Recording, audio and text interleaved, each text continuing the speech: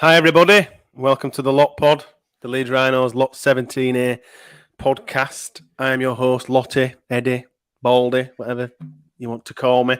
First of all, I'd like to start by saying we do have a sponsor, a brand new sponsor for the podcast in ACDMB. So we'd like to welcome them and thank them for joining us and supporting us. ACDMB are a branding and creative design agency based in Farsley, Leeds.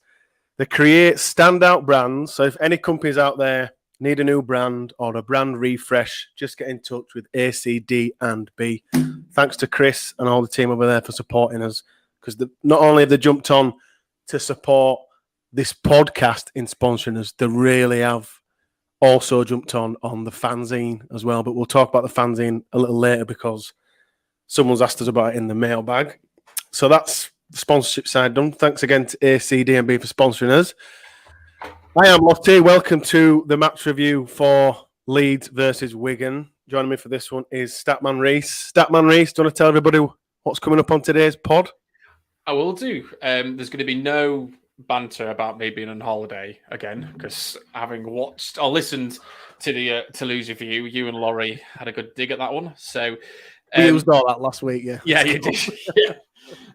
So no, obviously we're going to review the Wigan match, and we actually hopefully going to have, the first of our 3 wins against Wigan over the weekend. So hopefully going to have a Wigan fan joining us for that as well. We're going to talk about the women's match as well. Another win, yeah. And then we're going to look at the transfers. Obviously, we've had Sangre formally confirmed and James Mcdonald from Wigan. And then we want to talk about the Super League roundup, although not all the games will be finished by then. And then we'll go into the mailbag as usual. Excellent. And joining us to review this amazing win is it's pretty much confirmed now, Rhys, that he is our resident Wigan hater, I think. I was just talking to him before we went live. I'm sure that this is Mark's 3rd or 4th time he's reviewed Leeds battering Wigan. Mark, how are you doing, mate? Oh, good. Thanks a lot, fellas. Thanks for having me on. Oh, welcome back. It's always good to have you back on. As you know how this podcast works, I don't have to teach you anything. We start with the positives. This whole game, everything about this, I'm still smiling now.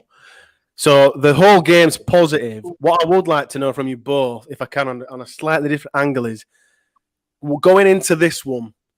I don't know. I'll ask you now, Mark. How do you feel like ahead of this game, walking down towards Headingley? What were your thoughts on the game before it had kicked off? I just didn't want us to get embarrassed, I'll be honest with you. I just wanted us to, if we could walk away with a grafting, and have a dig for 80 minutes, give them a game. Yeah. Then that was the best I was hoping for. I've been following Leeds for nearly 40 years, really, now. So I've got a lot of war scars playing against Wigan. Believe me, especially in 80s and early 90s. So, I mean, it was more in hope. It was just, I knew, our situation in terms of who we're missing, especially Leeming, no half-backs or recognised half-backs, a decimated pack. And to be fair to Wigan, they're up there on merit this year. Yeah. I like in terms of their attacking brand, I like how Pete has got them playing. They've still got that Wigan side to them, which, they're always going to have that, aren't they? But, they are, and they've got pace and threats all over the park. So I'm just wanting us to keep it respectable. Because I'll be honest, although I didn't expect us to beat St Helens, I expected us to give them a game. And they wiped the floor. That last half an hour, we just imploded. Yeah. It wasn't the defeat, it was the manner of defeat that really wound me up. like him who should be mentioned, the multi-millionaire who can't be asked. Yeah. You know what I mean? You can tell Mark, well. You can tell Mark listens to the podcast. Yeah, I like that. He does listen. Well done, Mark. Point for you. It's always been one of our favourites. So I'll never. I'm like most rugby fans. I get emotionally involved. It means a lot to us. It's not just a game to us, is it? You know what I mean? Born in Leeds, brought up on rugby league. You know what I mean? Same with Wigan Saints, and I know it means a lot to us. So a lot of times you are emotionally invested rather than it's not just a game to us. So, but I've always been proud of our kids and our production line. Win, lose or draw, I've always walked away from academy games or when they've been thrown in at deep end. And you can always put your hat on them. So I had no doubts the likes, Muzzy, Gannon, Newman, the day we're going to have a dig. I had my major doubts across, the senior players, because sometimes young lads just need that bit of, something to follow. And I thought, as soon as we stepped on that pitch, Alensky, Newman, at 1 to 17, they all stepped up. And that first 10 minutes are like, all right, okay, we're in this. And then when we exploded and started going at them and scoring, you could see confidence lift in them visibly. Yeah. And then they just played ends up rugby what were in front of them, and the game plan switching Newman and Sutcliffe. Subtly, I recognised it. I'm thinking, what's he doing there? And then at the end of the game, when you watch it back and watch Rowan Smith's interview, that glint in his eye. Well, yeah, there were a reason for that, and you think about, wow, you're a lot smarter than you look. You know what I mean? Yeah, we're like, wow. And that first hit on field, I thought, yeah, we've got his card stamped. Yeah. So it was enjoyable. I just look.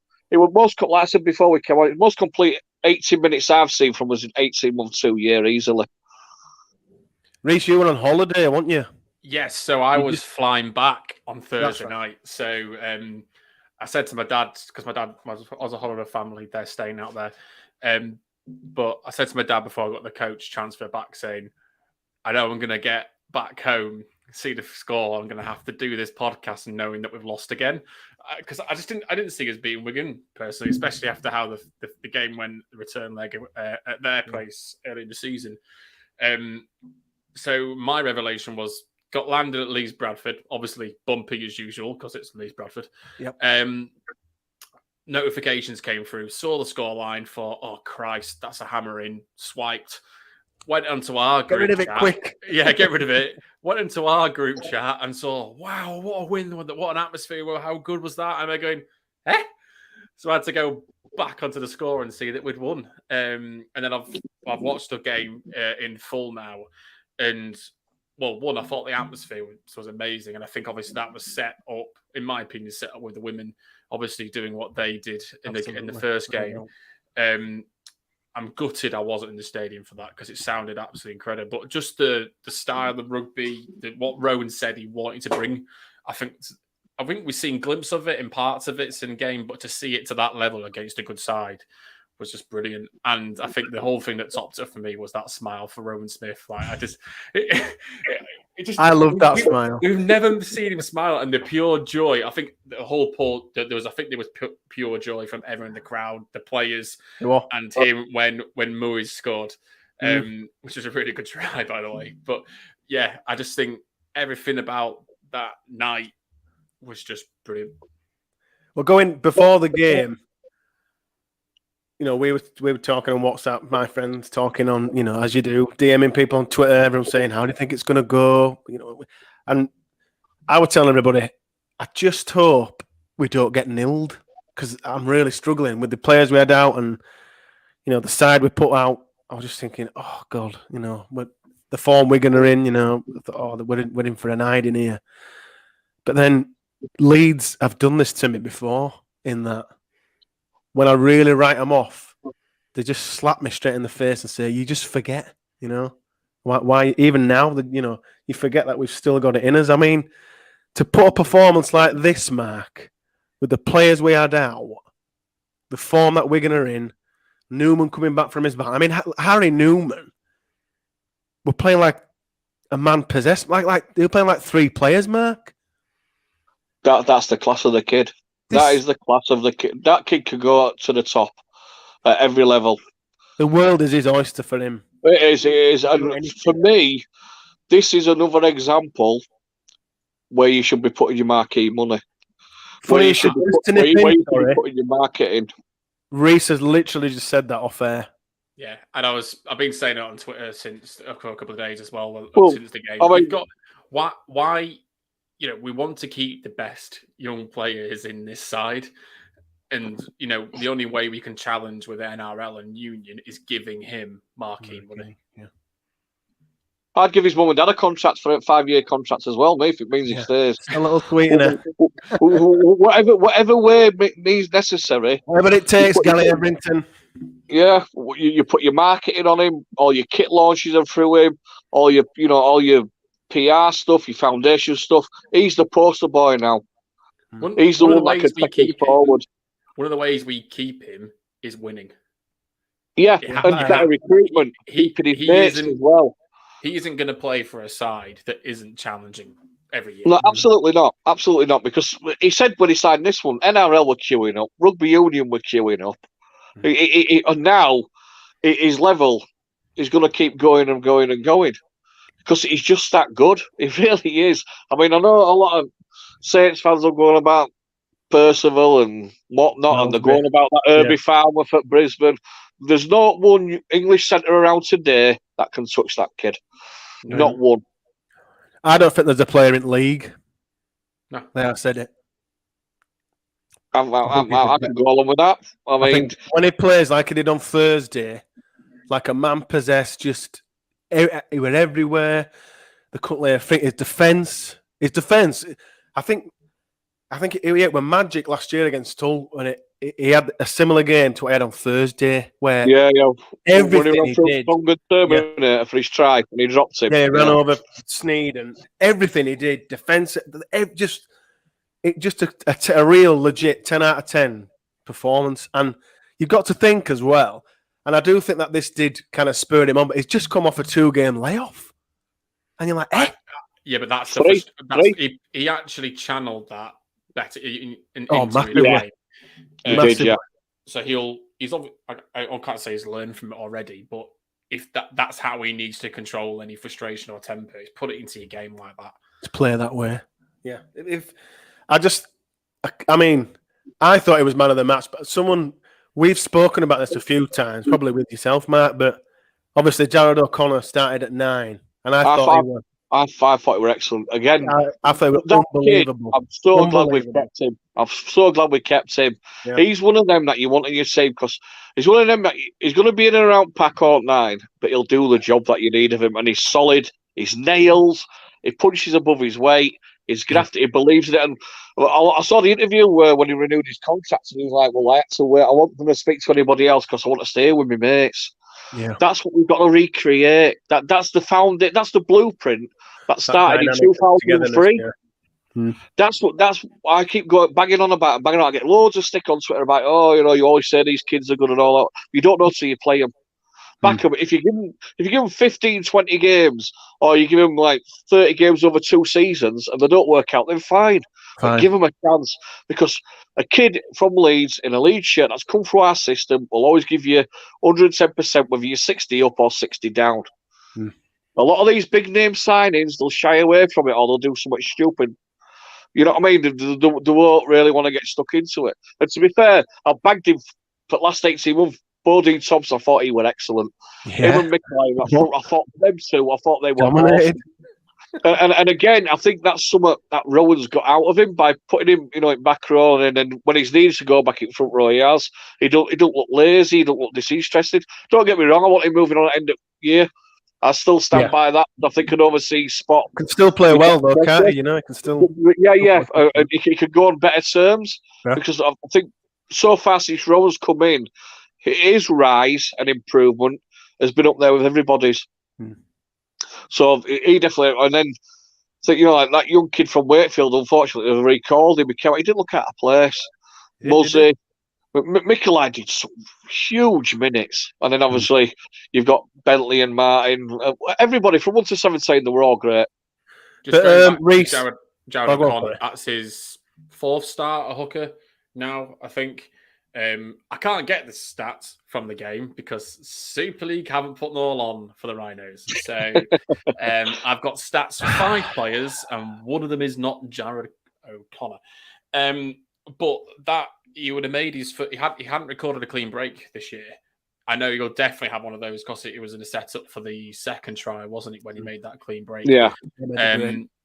But I think I think Brad Dwyer's been really good the last couple of games for Leeds as well. He's really injected his pace. But I think the difference why I prefer O'Connor in this argument is the defensive work that O'Connor puts in that marshalling of that bit. I think is brilliant, and I'm really glad to see that he looked more like a hooker than he's ever done before, and that's the strangest word phrase I've ever used on this podcast.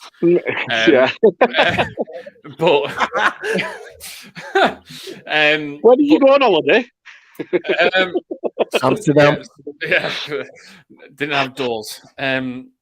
But no, I think he looked more and more like that position going forward. But as Mark said, there wasn't a player that put an 8 out of 10, lower than an 8 out of 10 in terms of score wise. In fact, you could probably justify at least a 9 for nearly every one of them. I think everyone just played the hearts out, played for each other. I don't know about that. Maybe a 10 for every one of them. Yeah, I think that's. Yeah. 7 for the 1 to 17 and 11 for Rowan.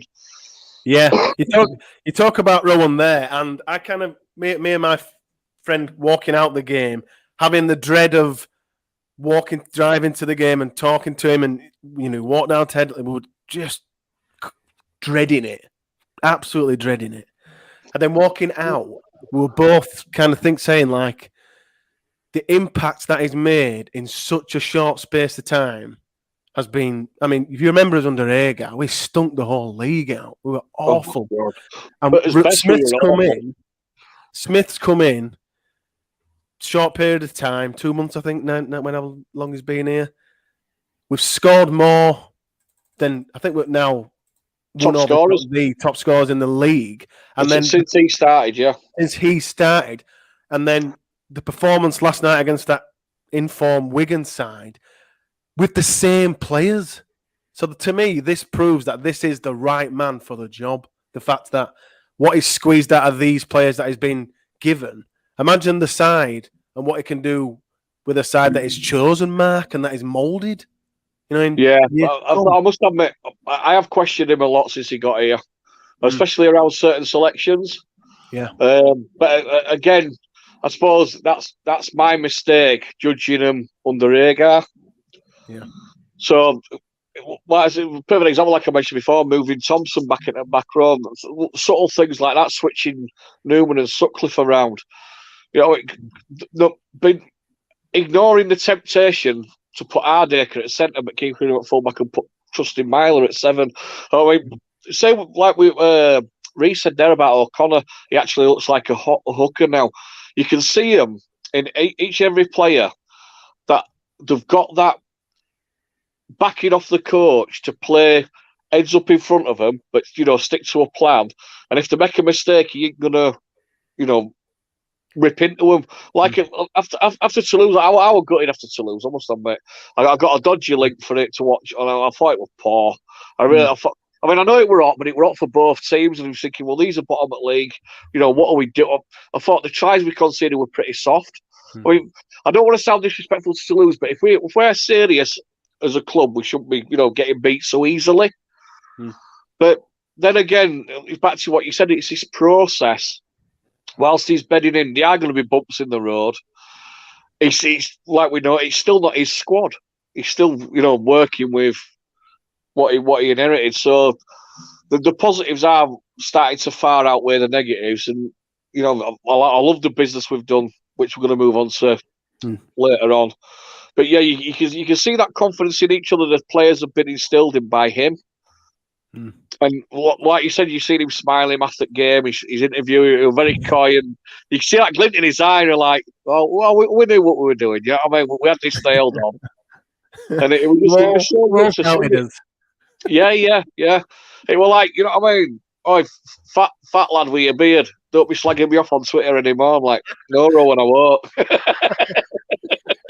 Just a note on that as well. Pre-Rowan Smiths, if you look at the gaze of Agar and JJB, we were scoring 2.5 tries a game. We're now scoring 4.9 a game under Rowan. Yeah. So we're almost doubling the amount of scoring we're doing. Our Wigan friend has joined us. So do you want to introduce him, Lottie? Yes, thankfully. I bet he's chuffed about this one. Though I was speaking to him prior to the game just about his appearance on the podcast, and I was like, don't worry. As a Wigan fan, you are going to be reviewing a win. Amazingly, it's completely flipped on its head. Joining us now is the Wigan fan, Daniel. Can we get him in? Here he is. Hi, Daniel. How are you? Hi, guys. You all right? Yeah, welcome along, mate. Oh, we're great, mate. We're great. We're fine. Yeah, I'm not surprised. We were talking prior, as I said there, prior to the game. I was expecting, I've just said on the pod now, nothing. I was glad if we scored a point, a penalty. Going into this one, how did you feel as a Wigan fan how did you feel it were going to go? Well, when we were in the initial conversation about me coming on, I think the exact words I used were after the Lord Mayor's show, especially after the manner of how we beat Hull the previous week. Yeah. But I still sort of expected us to get the win. What we actually served up was, well, you saw it for yourselves from us. We just didn't get off the bus in the first 20 minutes, and that killed us, essentially. What did you make? What did you make of the performances? Because I've shot with the game before. Bevan French and Jai Field were pretty much on fire. Do you think Leeds nullified them quite well, or do you think they had a poor game? Probably a bit from column A and a bit from column B, really. I mean, if Rowan Smith hadn't sort of activated that as his game plan in the week, then he's a better coach than we think he is, because you look at the threat that those two players in particular can provide, and yeah, they were nullified, and I also think they had a bit of an off day as well. Obviously, I know Bevan French isn't going to score 7 tries every week, but I was expecting him to. Yeah, that's it. Well, I think you've got to play Hull every week at the moment if you want to be doing that. I think if you're right there, actually. If you want to be putting big points on the board. I went to the game, but then I saw the interview with Jenna Brooks with Matt Pete afterwards. I thought he spoke very, very well in terms of, he didn't particularly say, because a lot of coaches will kind of go on and say, oh, hit with this, but I found Matt Pete incredibly refreshing. It's how I'd like a Leeds coach to be, after a defeat, to say credit to them. We were rubbish. How have you found life under Pete at Wigan, Daniel? It's been great, so far. I mean, for a coach, the buzzword that he's been using a lot has been culture. And I think he's trying to sort of bring back the Wigan culture of like when we were kids and stuff like that, For him, obviously, I think the Challenge Cup final was something ridiculous, like only his 17th game in charge. Oh. Now, to win a trophy in after 17 games in charge of any sporting team is a great achievement. To do it in charge of a club the size and stature of Wigan, I think is even better. We've played some fantastic rugby this season. There's no two ways about it. And without wishing to disrespect other clubs in the competition, I do possibly think we might be the only team that is capable of stopping St Helens. We did it in the semi-final of the Challenge Cup. And for us to go from where we were last season at this stage to where we are now, it's quite refreshing. Being part of the Wigan space on Twitter, it's all been doom and gloom for the past couple of days. But without, and you do look at your own team's performance, but actually, at the same time, I think we actually just need to recognise how good Leeds were on Thursday. They turned up. They wanted the game a lot more. You couldn't tell that if you'd have said one of these teams had been playing in 35-degree heat in the south of France the previous week, you'd have thought it was Wigan, because Leeds came flying out the traps. They wanted to put a show on for the crowd as well, which is great to see, and it was a good crowd as well. The crowd were the 14th man, and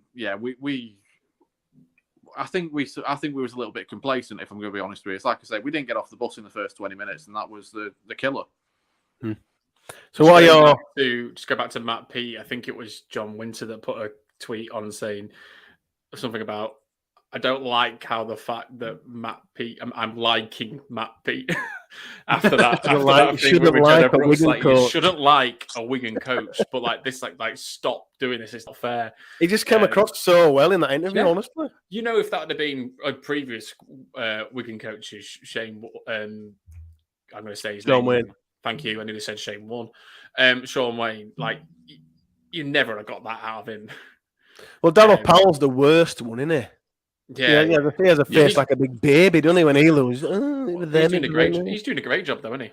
Speaking about culture, they've got a problem. Sorry, I just stole that. So, Daniel? What are your expectations for rest of the year with Wigan? Then, do you reckon get to the grand final and get one over Saints? Or I think we will reach the grand final. Yeah.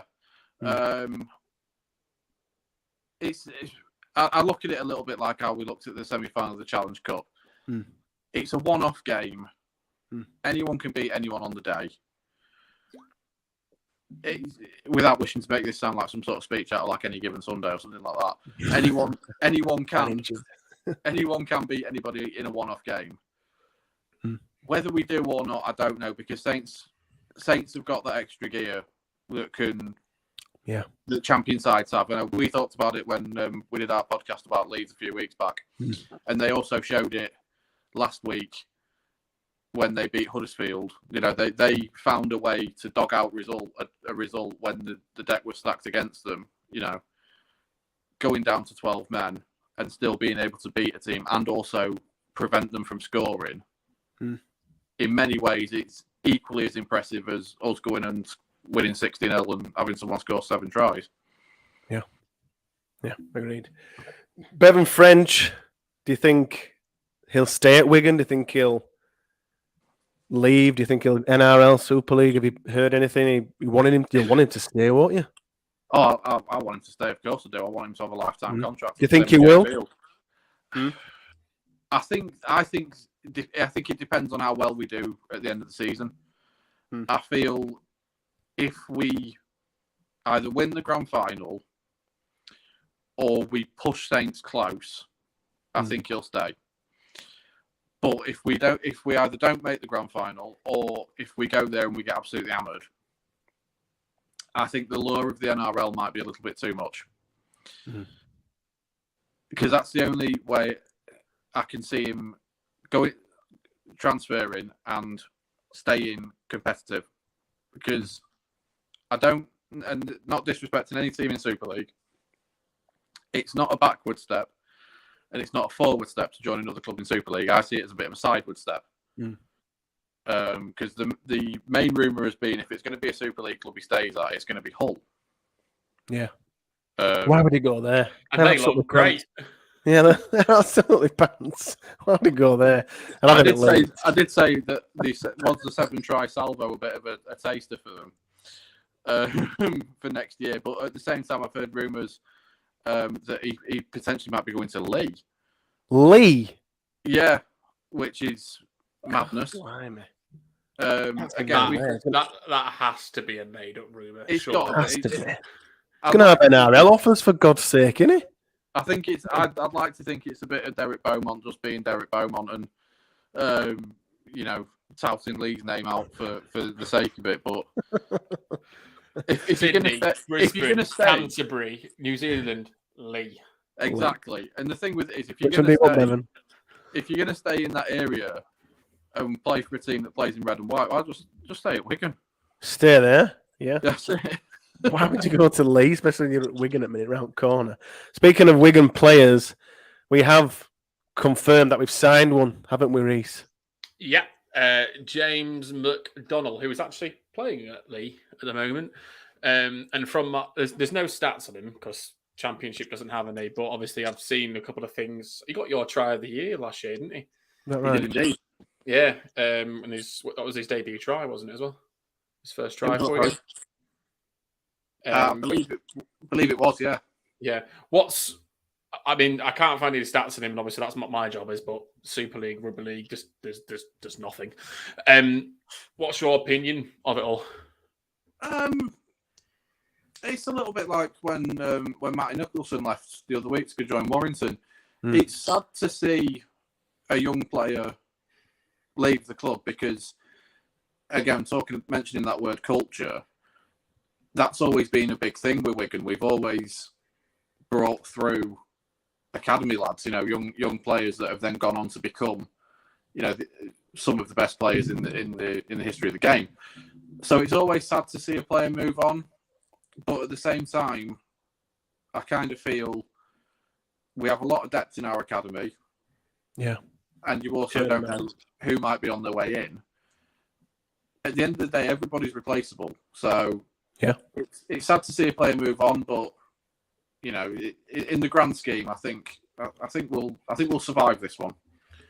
Who impressed you most on the Rhino side from Thursday night? You'll love this podcast talking about it.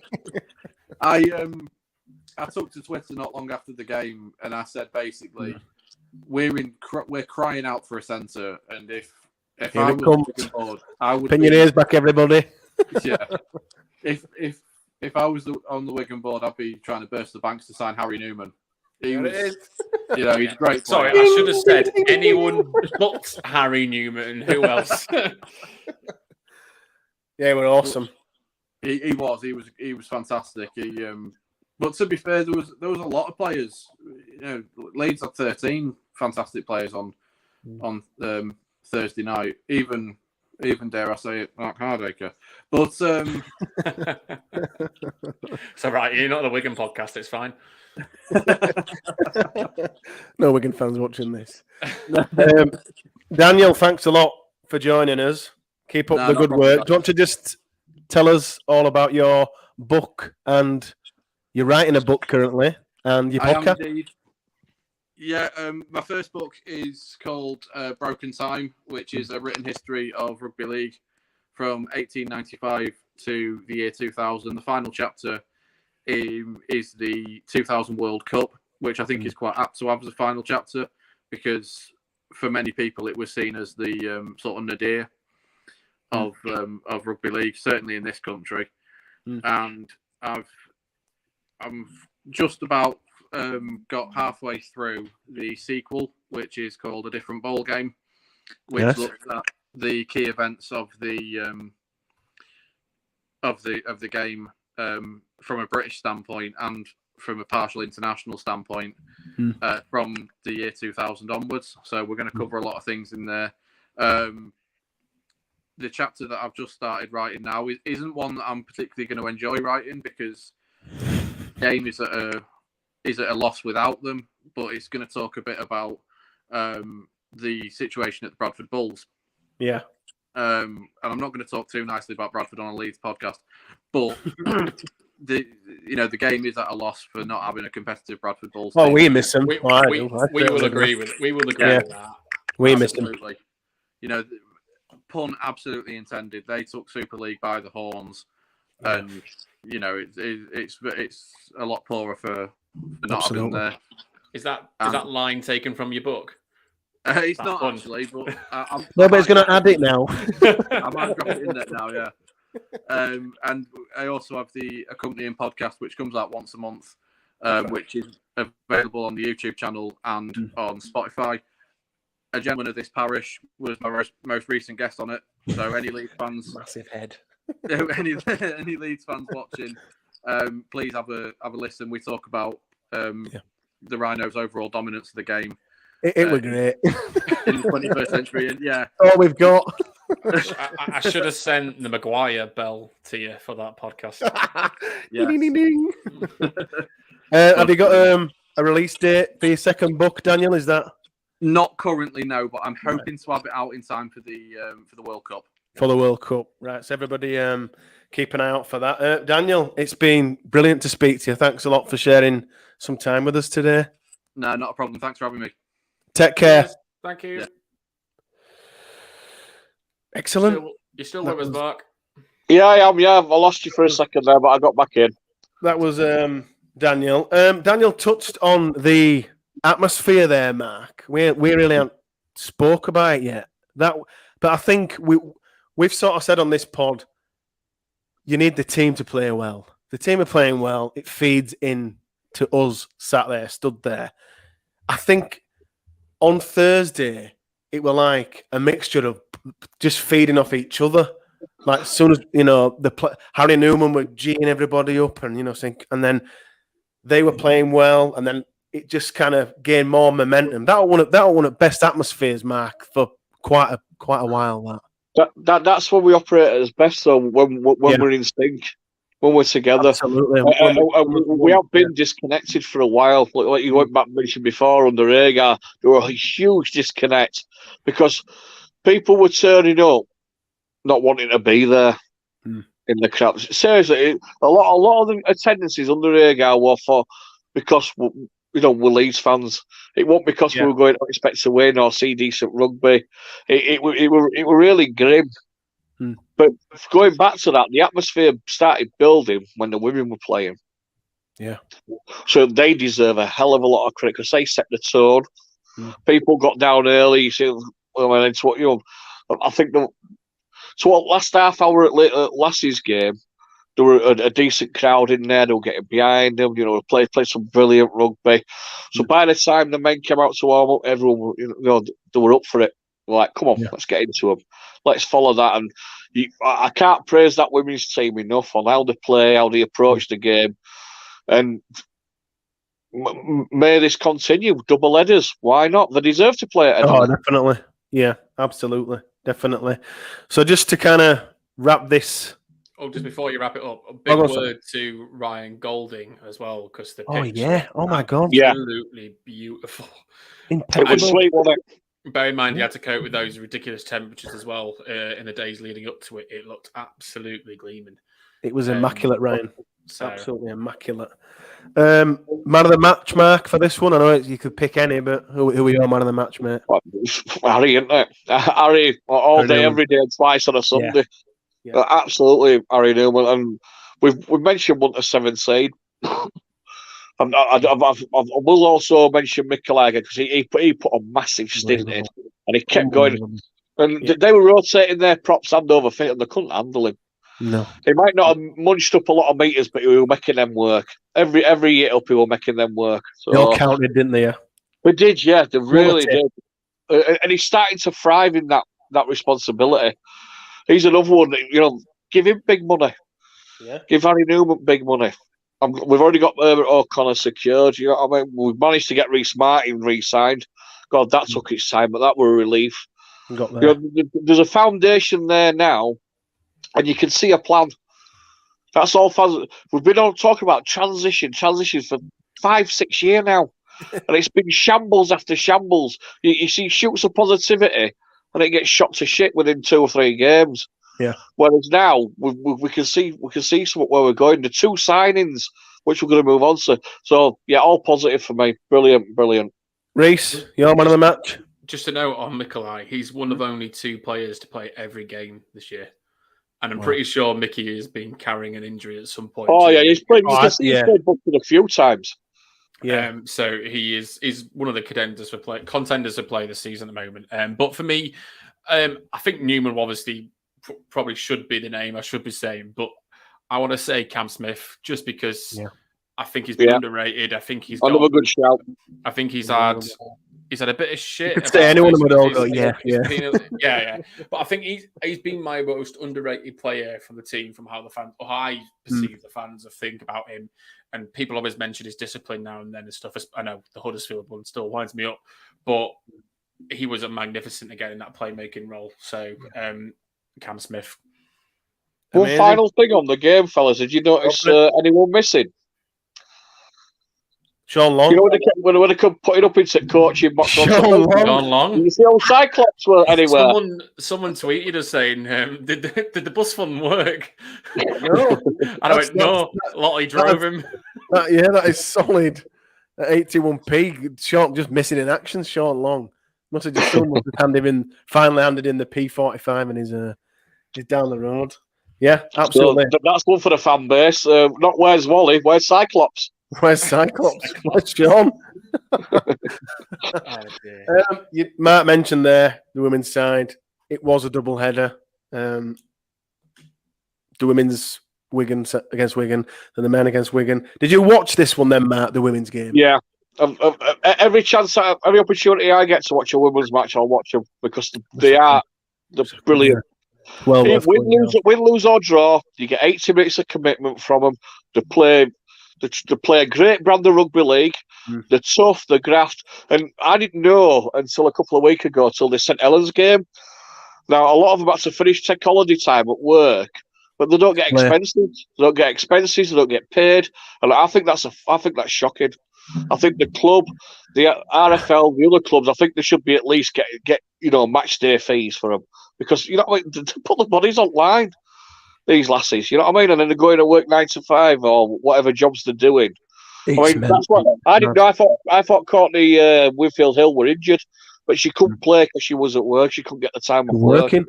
Yeah, working. They definitely deserve some kind of funding. But I love watching the women. Saints have got a great team to watch. York have got a good team to watch. Yep. You know what I mean? There's some quality players out there, and it's good to get this exposure, because it's not just a men's World Cup this year. It's men's, women's, and wheelchair. Across the board, isn't it? Yeah. Everybody's got to get behind it. If you love rugby league, watch it all, because it's fantastic. It is a rugby league World Cup, and it's everybody that plays it is involved in this World Cup. I saw the highlights, and I thought Georgia Roach. I never know how to pronounce that. Roach. Ridiculous how good she is. She's class. She's unbelievable. I mean, I think did she score 2-1? There was one where she made the break, and then she just had to beat the fullback, and she just gave her a step. She just took her one way. Yeah. She was just running left. She just knew exactly where she was going to take this fullback. Just took. So she running left as well, just like Robbie. Yeah, just like Rob. Little step. She just weighed her up and we're like, right, there's no way she's catching me. I'm going to take her inside and bang, be her on outside. Just unbelievable. I mean, the rugby league brain is just phenomenal. I mean, like Mark said, some of the stuff when you watch, especially this year, it's been better than men's by a million miles. Of course it has, yeah. It has. Another one I like and all in this women's team. I mean, you learn about Frank Goldthorpe, who's another superstar. Absolutely. Beavers on, but we've got this. Luke, she plays loose forward prop called Zoe Ormby. Yeah, that lad can motor. And she did a good offload for. Try, didn't she? Yeah, she did. She put. Didn't she? You up, mate? Yeah. She did score, didn't she? Yeah. She's been scoring tries for fun, but God, she's a powerhouse as well. Absolutely. She's like a throwback, when Barry Mack used to play. Yeah. And he had hands of an halfback, but you run like a proper old school prop. She's like that, but she's brilliant to watch. They all are, to be fair. Excuse me.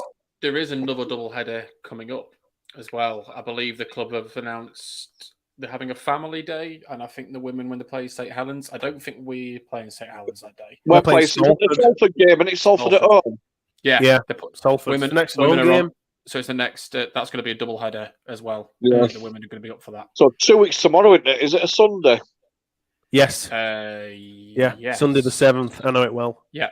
So any listeners, if you want to get down there early and watch a brilliant rugby league team, as an aperitif before the lads set the field, then go support them women Rhinos, because they're brilliant to watch. Well, that's it. They are, along with the wheelchair side, they're the best Rhinos side, aren't they? Yeah, they are. Yeah, and again, the wheelchair team completed the treble, didn't they? They beat Wigan 62-40. So well done to Ewan, who was on our podcast a couple of weeks ago, and he was talking about it. So he's a good lad, a good player, and all. He's tough. Yeah, tough. There was also one of the women's players who was having a hair cut off as well for the M&D Foundation as well. Yeah, Barry did it. Am I right in saying Barry did? Yeah. I'm just trying to find who it was now. I can't remember who it was. What's her name? She plays on wing, doesn't she? Yeah. Keep talking. I'll find it. Yeah. Tasha Gaines. There you go. That's it, Tasha Gaines. Yeah. Well done, Tasha, as well. Tasha. Yeah, well done. Really nice gesture. I think this women's side they're gonna go all the way for this one. I think there's only really Saints and York who are gonna pose a threat to them. But I think that's the top three. Well, us Saints. So to be fair, again, Saints are the benchmark. But we beat them. We beat them in final minute at their place. What an amazing game! Before they showed us up. But you talk about like Harry Newman. Mark went on talking about him, and we love Harry. But there's players in the women's game at Leeds as well, like Fran Goff, who's just like Mark said, a superstar. These women as well should be front and centre of all marketing and promotional and exactly. The fact that they don't get paid.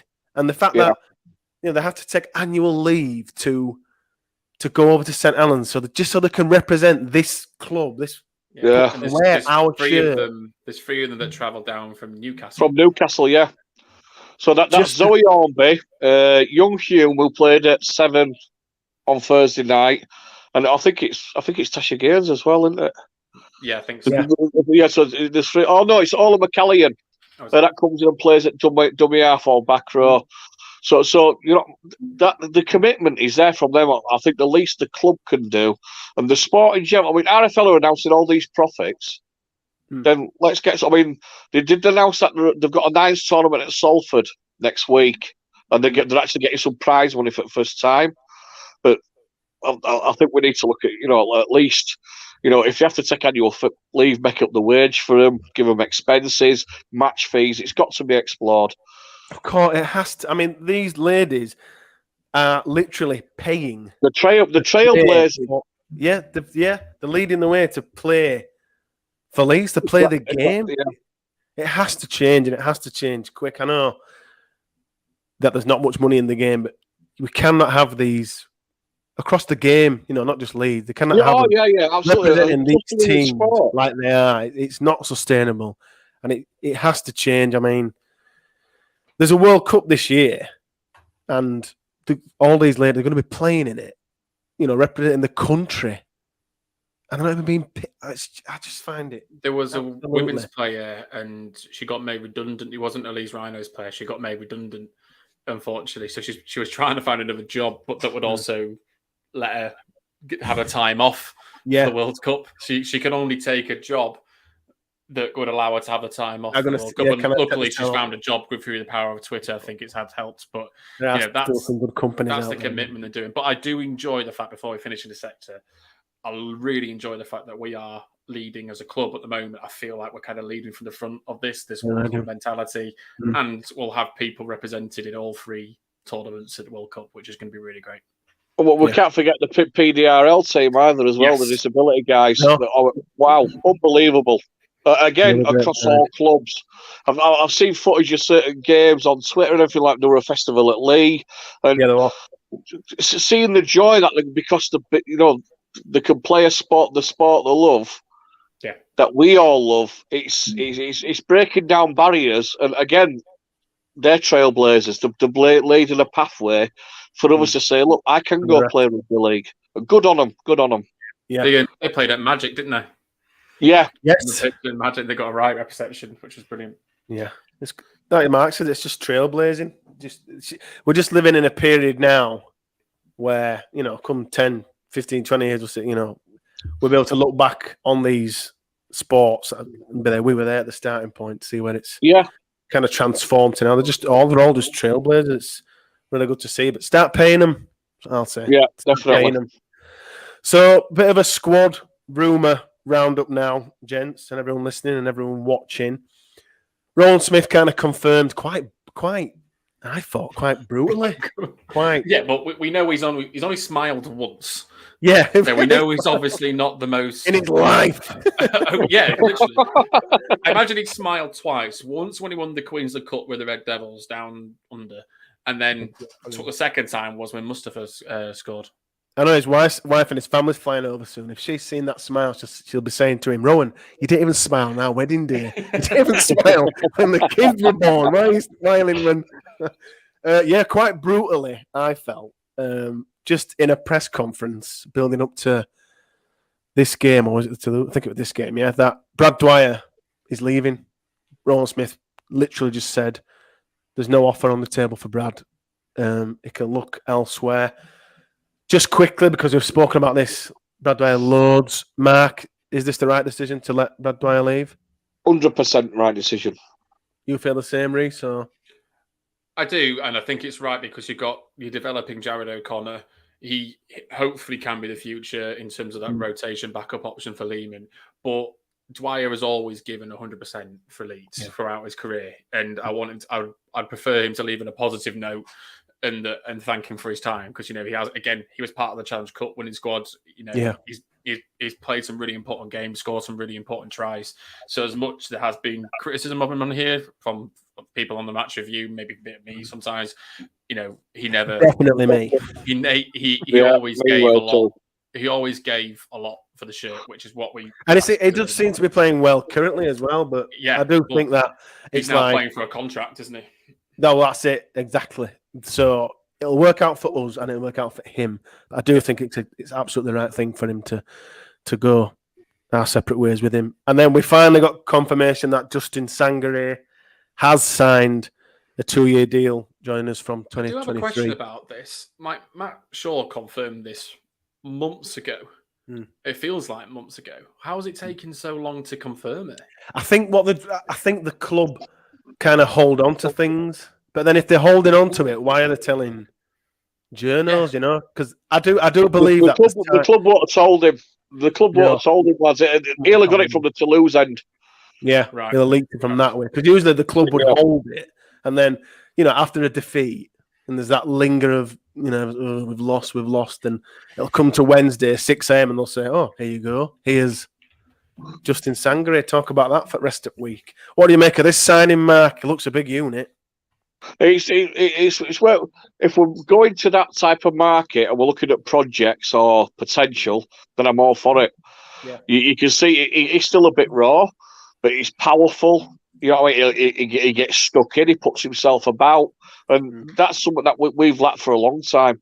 And him coming in, he'll take a bit of the workload off Mikolai.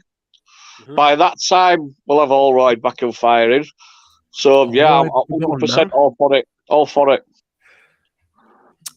Rhys, are you happy with this one? I'm happy with it. I haven't seen him play loads. I think when he played at Magic, I thought I was quite impressed by him. It was the first time I'd really had a chance to watch him in a full game. It fits the model of what Rowan said at the start. He wants a young, developing side, and we're going to have a really young pack next year. The next signing, which we'll talk about in a minute, you've talked about Holroyd, Sam Walters. I mean, Aledski's still young. He's not old.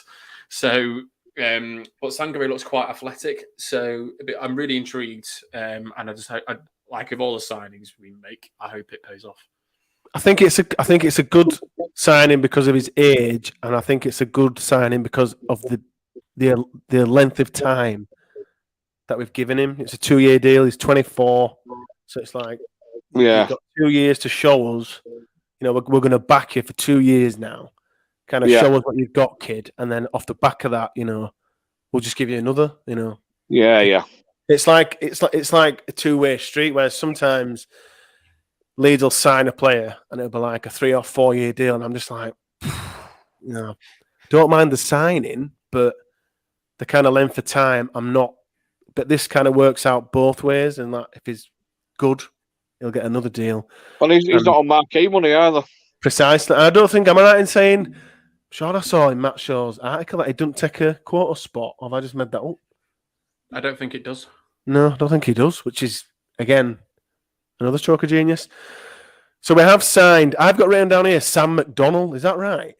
No, James McDonald. James McDonald. James McDonald. Yeah. James McDonald from Wigan. We touched on him briefly with Daniel there. What do you make on it, Rhys? Have you got anything on him? There's no real stats from the Championship like there is on the Super League Match Centre. But again, Super League Match Centre's not even updated itself for the Rhinos game. According to Wikipedia, he scored 4 tries this year for Lee. But he's ex-St. Jude's lad, England Academy 2018. Made his debut in 2020. He made 2 appearances 2021 for Wigan. He got try of the year for Wigan as well. In the academy in 2019, he scored 19 tries in 19 games. So that he's being called second row centre, but he has been playing a lot more in the middle, according to a couple of articles that I've read on him today. But he was commenting on that, saying that's helping his physicality for coming back to Super League as well. Right. So all the sounds from Lee seem quite happy. I did speak to the Ginger Warrior on Twitter, and I was quickly looking at what he sent me. Very similar to what our earlier guest said in the... Let me find it up now. I hadn't seen him play very often, but he's been really impressive when they have seen him play. A lot of Wigan fans tipped him for future international honours. He thinks it's a big loss, but they are covered well in that position. So there's nothing bad about him. There seems to be a competitive signing. We've won a competition to get him by the sound of things, and it fits Rowan's model again. Yeah, it does, doesn't it, Mark? It seems like we've got another good young Englishman on his hands there. Definitely, and again, like I said before, these are the projects, potential signings we need to be looking at. Yeah, we don't need to be taking players from clubs that are folded, or you know what I mean. If teams get relegated or go bust, let's go see. Let's go sign Rhys Evans again and players like that. This kid has got real pedigree, and he's shown a desire to walk away from. It's not just walk away from Wigan. This is his home. He's born and bred Cherry and White, so that don't go unnoticed for me. Do you know what I mean? Because you guys like Waleed's born and bred. You know what goes into that pride of that shirt and that upbringing. I mean, he's going the other way, and he's walking away from it to come to us. He's walking away from it, and he's backing himself. I mean, his interview was good and all, because you know what I mean. Yeah, that's how it's Smith, and they had a good chat, good saw. He laid out players their plan for him, for his progression, what he sees in him, and the kid said, "Yeah, I'm having some of that. Sign me up." So, yeah, I'm really, really happy about that. He's already in England night as well, considering he's only played 3 games in Super League. So there's obviously a lot of people thinking that this kid has potential. I mean, exactly. And that England night setup, it's got a much bigger pool of talent to select from than England has, for example. Mm-hmm. Because if you watch some of these academy games and scholarship, there is a hell of a lot of talent on there. And as you know, like in any sport, that doesn't always transfer to first team and full-time. Yeah. But them England Knights have got a huge pool of talent to pick from, and he's in there on merit. So, again, positive for me. And then another positive that we had was we finally got the news about Rhys Martin signing a 2-year deal with the club. We've said on this podcast, all 3 of us, pretty much our player of the year, Mr. Consistent, just always there, always scoring, kicking goals, playing well, defending well. 2-year deal for me, again, absolute right amount of time for Rhys Martin. I'm absolutely adamant he would have had offers back in the NRL. And again, like Mark kind of touched on there with Mcdonald, he would have. I know he's got a young family here, so he would have, had the opportunity to go back to the NRL. But again, he's kind of like, nope. I can see what's happening at Leeds. It looks like the tides are turning. 2-year deal for Rhys Martin. Rhys, were you happy with that one then? I always love it when he gets a conversion because it feels like the crowd are cheering me. There with your stat sheets itself stand. Yeah, exactly. Tetley's in one hand and my stats board in other.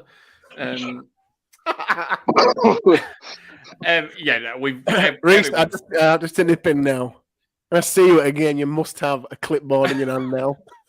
Well, we said we meet up at the Salford game, so there we go. I'll make sure I bring it.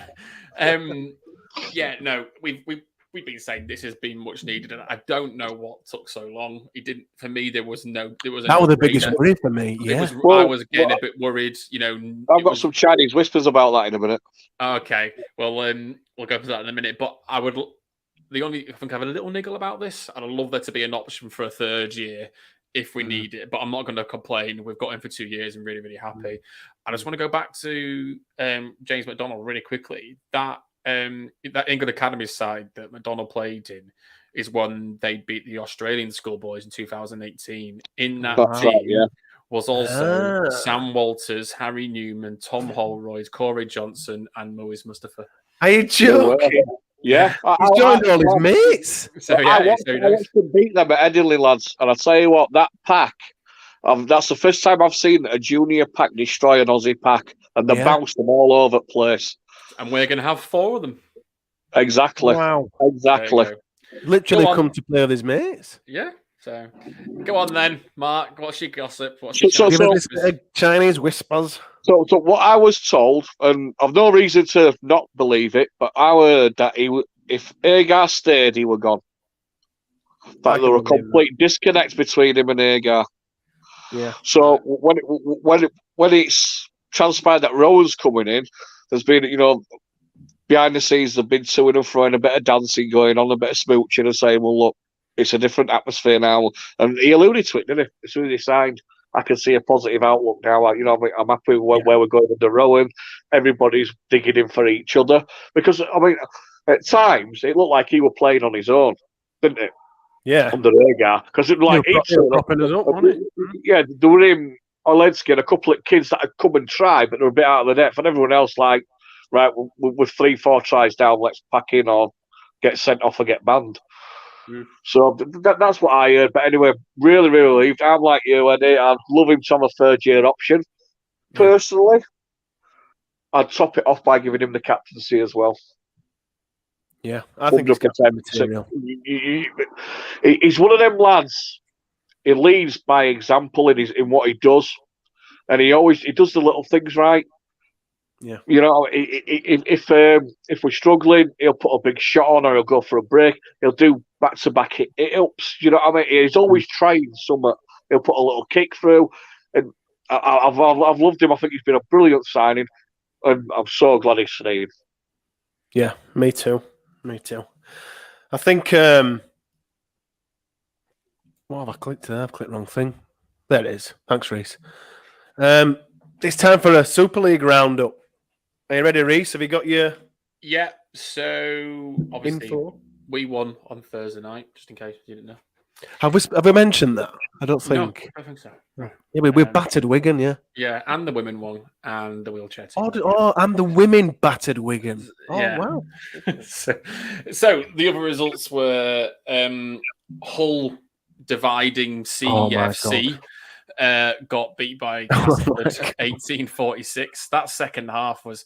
I've never seen a sin bin go so well for the team that got the sin bin. It was incredible. And then Hull KR came back against Warrington to beat them 30 points to 22. Depending on results today and tomorrow, I'm not going to say Wakey are going to beat Saints, but Toulouse were beating Salford last time I checked. Warrington could be in a bit of relegation battle here. Because if Toulouse win today, they will go 2 points behind Warrington. Behind wire. So interesting. Catalan has finished. They beat Huddersfield 13-12. Tompkins got a drop goal in the 78th minute to win that one. Huddersfield lost McGilvray, haven't they, for the rest of the season? Rest of the year. That's sad news. Good player. And the current score in Toulouse is 6-0 to Toulouse. And then the next game tomorrow is Wakey and Saints. My question to you, too, I'll start with Mark, is who's going to get fired first here, Mark? Hodgson or Powell? For me, it'll be Hodgson because Pearson's ruthless. And I'll be honest, I'm surprised Willie Porchy's still got a job because that Carter owner of Wakey, he's pretty ruthless and all. I really fear for Wakefield, man. I don't think they can afford to get relegated. No. I think if they get relegated, it'll be a long time before they there'll be another Bradford. They'll be gone. To be fair, I love the way they work.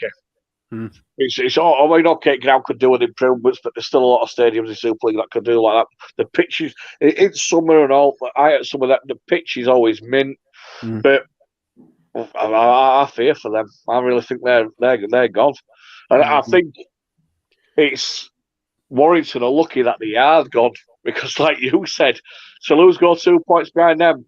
Warrington have got the hearts of a peas. They really have. Oh, they You have. can pay all the money in the world, but you can't buy a heart. You can't buy commitment. I've said all along. I mean, everyone kicking off about getting all these props in and all these signings, and the announcing silently, "Oh, why aren't we doing this? Why aren't we doing that?" I agree. Our recruitment needs sorting, but I wouldn't want to go back to what they want to go copy them because what they're doing. You can keep throwing money at a mercenary, but when the push comes to shove, a mercenary will just go home and pick his payment up. He ain't bothered. You're not going to get out of them what we got last night out of Newman and Hanley and Malenska. No. O'Connor. You can't buy that. And then Wigan youngsters, again, going back to our guest, then Wigan youngsters have showed it all season. Underpaid. You know what I mean? You can't buy that. You cannot buy that. So, yeah, it's very interesting. I was talking to my Warrington mate on Friday, not winding him up, but I might have been a little. But he was saying, he was telling me that the club is rotten. It's not an overnight fix. It's going to be at least 3 years. And I said, well, I can't see 3 years. Oh, that'll be bliss, won't it? I said, I can't see Powell having much longer. And he said, he won't go this year. He claims the players have the wrong attitude, and that's the problem. Well, he's fucked off about 15 players, and he said he's solely in charge of recruitment. So if this team ain't doing it, then Powell's solely in charge of recruitment. Sorry. Well, that's what he said. He's solely in charge of recruitment. That's what my friend said at Warrington. Oh my God, mate, no wonder they're signing all these duds. And what he said is he expects him to be here because for some reason he's managed to convince the board that he's the effing man. You see, the thing for me and all there, you see that notice how Sacramone Cooper exited.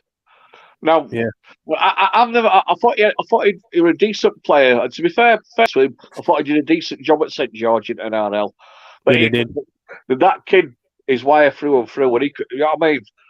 He couldn't wait to get out of there. So I know from the fans' point of view, they can point the finger at the players, but they want this bad under the previous coach.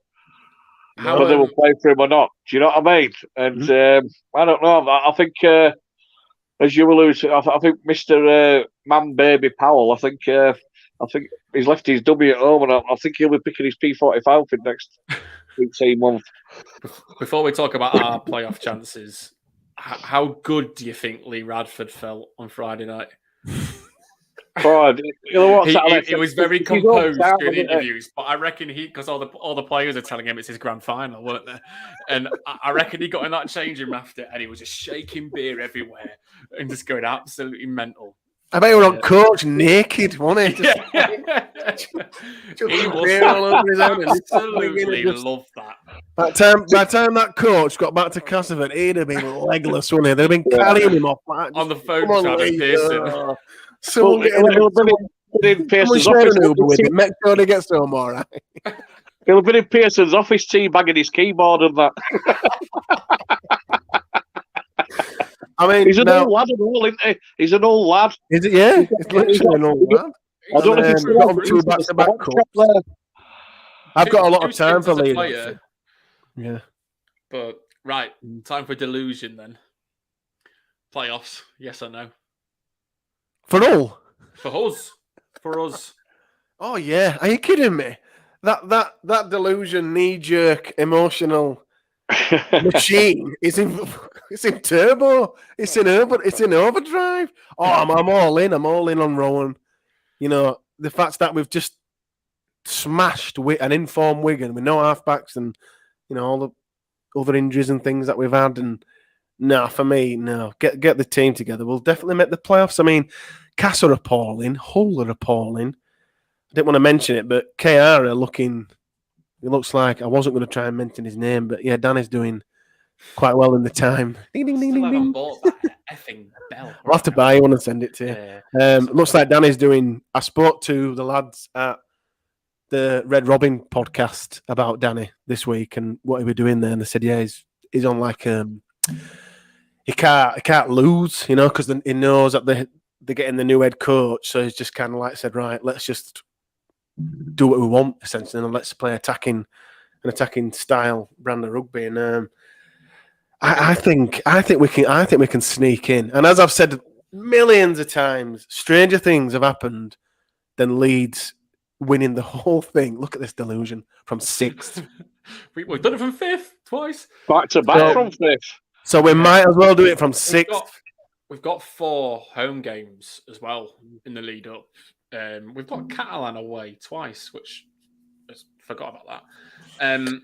These stupid loop fixtures. Yeah, but we've got 4 home games in the lead up to that. But our away game is KR. So we play Salford, we play KR, we play Giants, we play Cass, we play. So all those teams are in around that area. Not Warrington, don't worry about them. But all the teams in that sort of area we're playing. So there's some serious 4-pointers. What do you think, Mark? Do you reckon we could scrape into the playoffs? Reckon we'll make it? If you'd asked me 3 weeks ago, as I said, give your heads a shake. But you know what? Like you said, anything can happen with this team. Rocks and diamonds, innit, a minute. Genuinely, same as what Rowan's saying. We'll play Catalans next week, and we'll take it from there. It's possible because it's mathematically possible.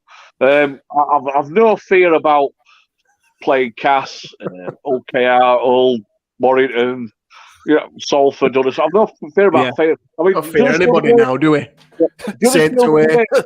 Yeah, do you just feel the way team performance annoyed me because I thought we beat ourselves as much as they beat us. So I don't fear them. I mean, I'd have to see Saints beaten with 12 men. I think if you get into them, there's still that soft underbelly about them. I know that everyone goes on about Ian Watson, but there's plenty to get stuck into Huddersfield if you match them up front. I just think we need a bit of consistency because we've Rowan. Definitely. Yes, there's been mitigation. We've had players out, we've had bans and X, Y, and Z. Absolutely. We have to keep on this high from Thursday. We do, control it, but we have to keep on this high because under Rowan we've played 9, won 5, lost 4. So yes, we're above the 500 average or whatever you want to call it, 50% average. But we need some consistency to finish in the running. We will finish in the playoffs.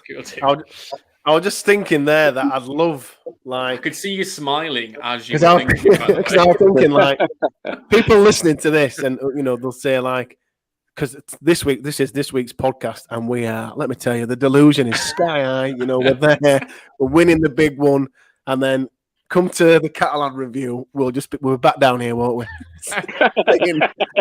Awful.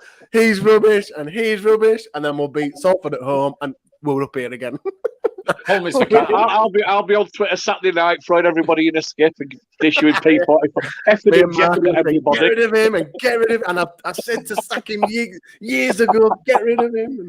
You need to send us your dodgy French stream, Mark, because I don't think it's on Sky either. I know. Oh, I'll have a nibble. Don't leave it out. Slide into the DMs. If I find it, I'll slide in you see a DM, Eddie. And pass it on to Rhys.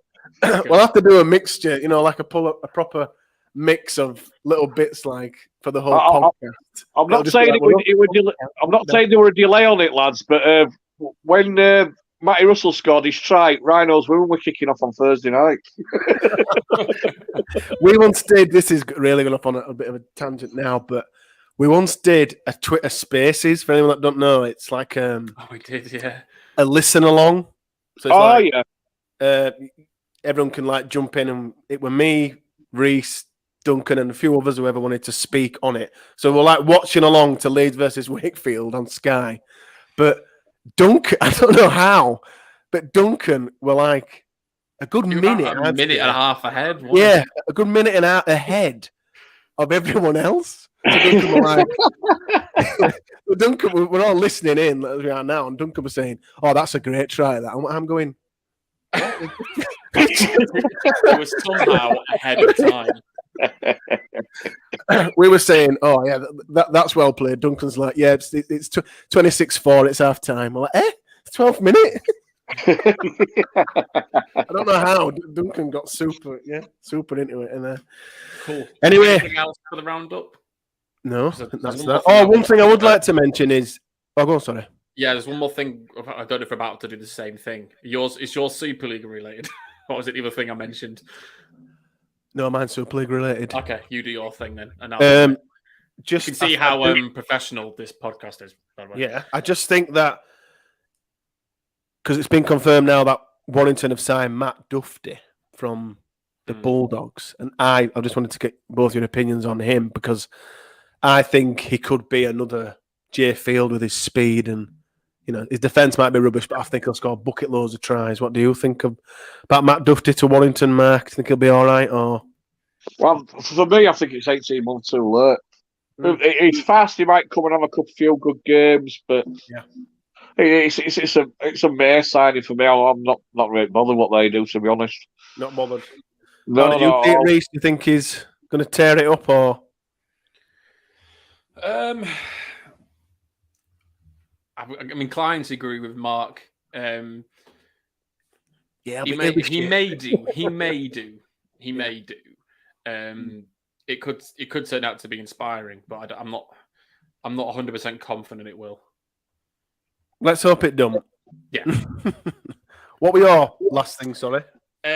Just before we go into the mailbag, obviously there was two big stories coming out of rugby union in the last week. One was the former Welsh rugby union captain had been diagnosed with early onset dementia, which was really sad to hear. And unfortunately, there was another player diagnosed with motor neurone disease, which was Ed Slater, who was still playing for Gloucester. He's now retired. He's only 33. So that's just really sad news to come out of Gloucester. The only positive side for me from this is that the MND community has grown massively over the last 3 years due to the work of 5 years now with Doddy, Rob, Stephen Darby. So loads of support, but I'll put a tweet out later on for the link for the charity page that Ed Slater's been created for him. But just we as Leeds fans, we know how hard it'll be for him and his family. So just all the sympathies and just hope the best for him. Absolutely. Share those thoughts. Really sad news. 33. It's a diabolical disease, and it's just I don't know. Awful. Absolutely awful. Thoughts with you there, Ed. Time to open the mailbag. This is the part of the podcast where we ask you, the listeners, the people watching online, to send your thoughts and questions to us via the Twitter page at Lot17A, via DM or in the comments. The first question or statement is from Kev. And Kev says, I'm starting to wonder if you're England... First of all, this is because I said on the last podcast, I think, that for the World Cup, we are going to convert into an England World Cup. So we'll be doing England match reviews and we'll comment on other games at the World Cup, but we are going to be around for the World Cup. So Kev says, I'm starting to wonder if your England lot pods will be as harsh on the players as your Leeds version. Rhys, you've been here half a year, maybe longer. Mark, you've been here for the whole of these match reviews. Do you think, Rhys, that we're harsh on Leeds players? I don't think. I think maybe we are on one, which I think is justified, and that's the hill I'll die on. But do you think we are harsh? Would you say this is a harsh podcast for the players to listen to? I listen back to it every podcast just to make sure that I'm not crossing a line. But I think as fans, we are all entitled to our own opinion of what we think. And that's why we get guests on like Mark and other people. So, sometimes it might be harsh, but that might be your opinion. Is it Kev? Was it Kev? Yeah. Yeah, that might be Kev's opinion that we're a bit harsh, and that's fine. We'll completely respect that. But I don't know. I think we sit on both sides, to be honest. Sometimes it's like I just said. Sometimes we're overly praised. Sometimes we are a bit harsh. We're fans. We're emotional. We're knee-jerk. We're definitely delusional. The majority of us that come on here. Like I just said there, Kev, some weeks, like this week, we're all saying we're brilliant and Harry Newman, we're all excellent and all 10 out of 10. Come the next podcast, like we literally just said, took the piss out of the Sens, where we said, it'll be, we're up here and then we're down there. We're fans, we're emotional. I won't say we're harsh. I would say we're harsh. I'm harsh on one player, but we are fans, so we don't have to be neutral. Like Mark says, we live this, we love this. We're here forever. We're Rhinos for life. Until we're put in the ground or whatever. So to me, having that emotion and being like, right, if someone has a bad game, this is a platform that we've created for fans to come on and say, I think he had a bad game. I think he had a good game. And to be honest, just before I let Mark have his say, if you think we've been harsh on some players on this podcast, on Leeds players for this podcast, let me tell you, my love for Leeds, England is a tiny, tiny, tiny speck.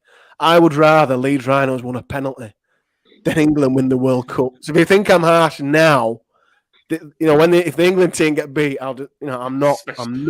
I am not bothered at all. The harsh reality is coming. Mark, do you think we're harsh on the Leeds players on this podcast? Absolutely not.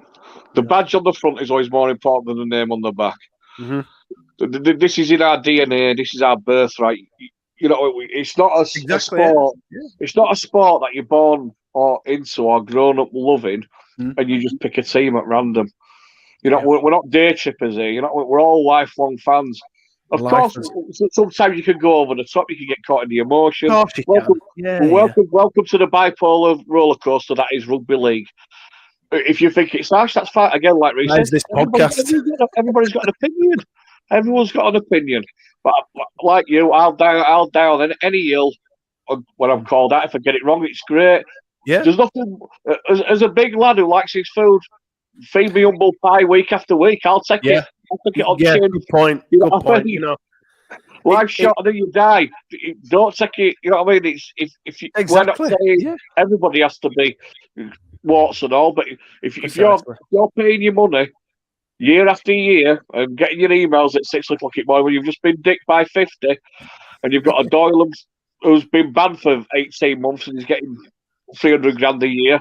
We're not saying his name, aren't we? It's coming unfiltered, mate. So if you know what I mean, you are getting it unfiltered, 100%. And I'll do same for England as well. I'll do worse, Kev. I can promise you that. It's a fan platform, and even like I just said earlier, we're up here and we're down there. And, some weeks we'll say, "Oh, he's rubbish." Week after we'll say, "He's great." So don't take it to heart. It's honesty. Kev, you're more than welcome to come on. And give it your opinion. Come on and sit here and tell us that Bodine Thompson's worth another 5-year deal. Ronnie asks us, what is the best non-alcoholic drink? Shout out to Lil, the forgotten man. I think Ronnie means what's the best can of pop? It's Iron Brew. What's your favourite, Mark? I'm old school, mate. Dandelion and burdock. Fish chips, mushy peas, and a can of dandelion and burdock. Yeah, it just goes so well together. Rhys? Well, non-alcoholic beer. I've mentioned it here before. Brulo beer. Brulo. That is nice. Awesome is their non-alcoholic beer. But I agree, Lil. I'm gonna bite my lip on that one. Ronnie's right, the forgotten man, Lil. That is so true. Yeah. The last time you had a can of Lil. Fanta Lemon's up there as well, by the way. Enjoy a Fanta Lemon, especially when you're son. When you go on holiday. I don't know what it's like. I remember that. Yeah. Can you not tell how brown I am? We're not going to talk about that. Those that are listening on Spotify, you won't be able to obviously see this, but obviously if you're watching YouTube, you'll be able to see how tanned I am. He's got a right tan. I bet he goes away again soon. Frankie asks us, can any of the panel dance? I can't dance, but I will dance. I don't mind making a twat of my sense. So can any of you two dance? No. But again, put a drink in me. I went to the Falls gig at Millennium Square a couple of weeks ago, and I ended up in Potwald after that, and had a right time. So there you go. Yeah. Dancing to S Club 7 topless. Nathan asks... and on that image. Yeah, I'm the embarrassing dad dancer, me. Yeah, I'll dance, but I can't dance, if that makes sense. Yeah, I'm same, mate, 100%. Yeah. On a similar note, kind of, Nathan asks us, what is the panel's karaoke song? Oh, God. I've got one straight away. Have you got one? Yeah. It's kind of a duet karaoke song. Paradise by the Dashboard Light, Meatloaf. Really?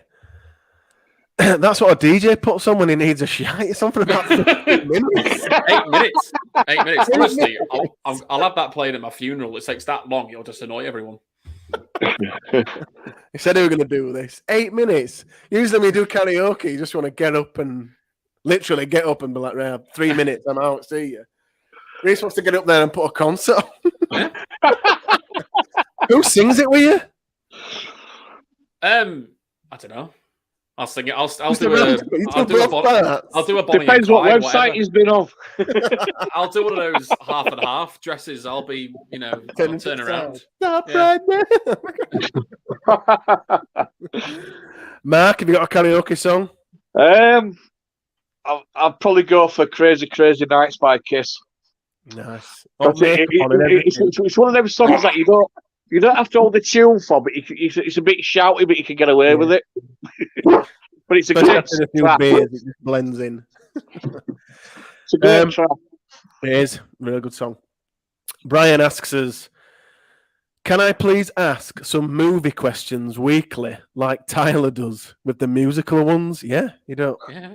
No, need our permission. You can tell us or ask us whatever you want. Like someone's just asked us if we can dance. So someone's been at home, Frankie, listening to this, watching this, and been like, I wonder if any of them can dance. That's because we're on video now.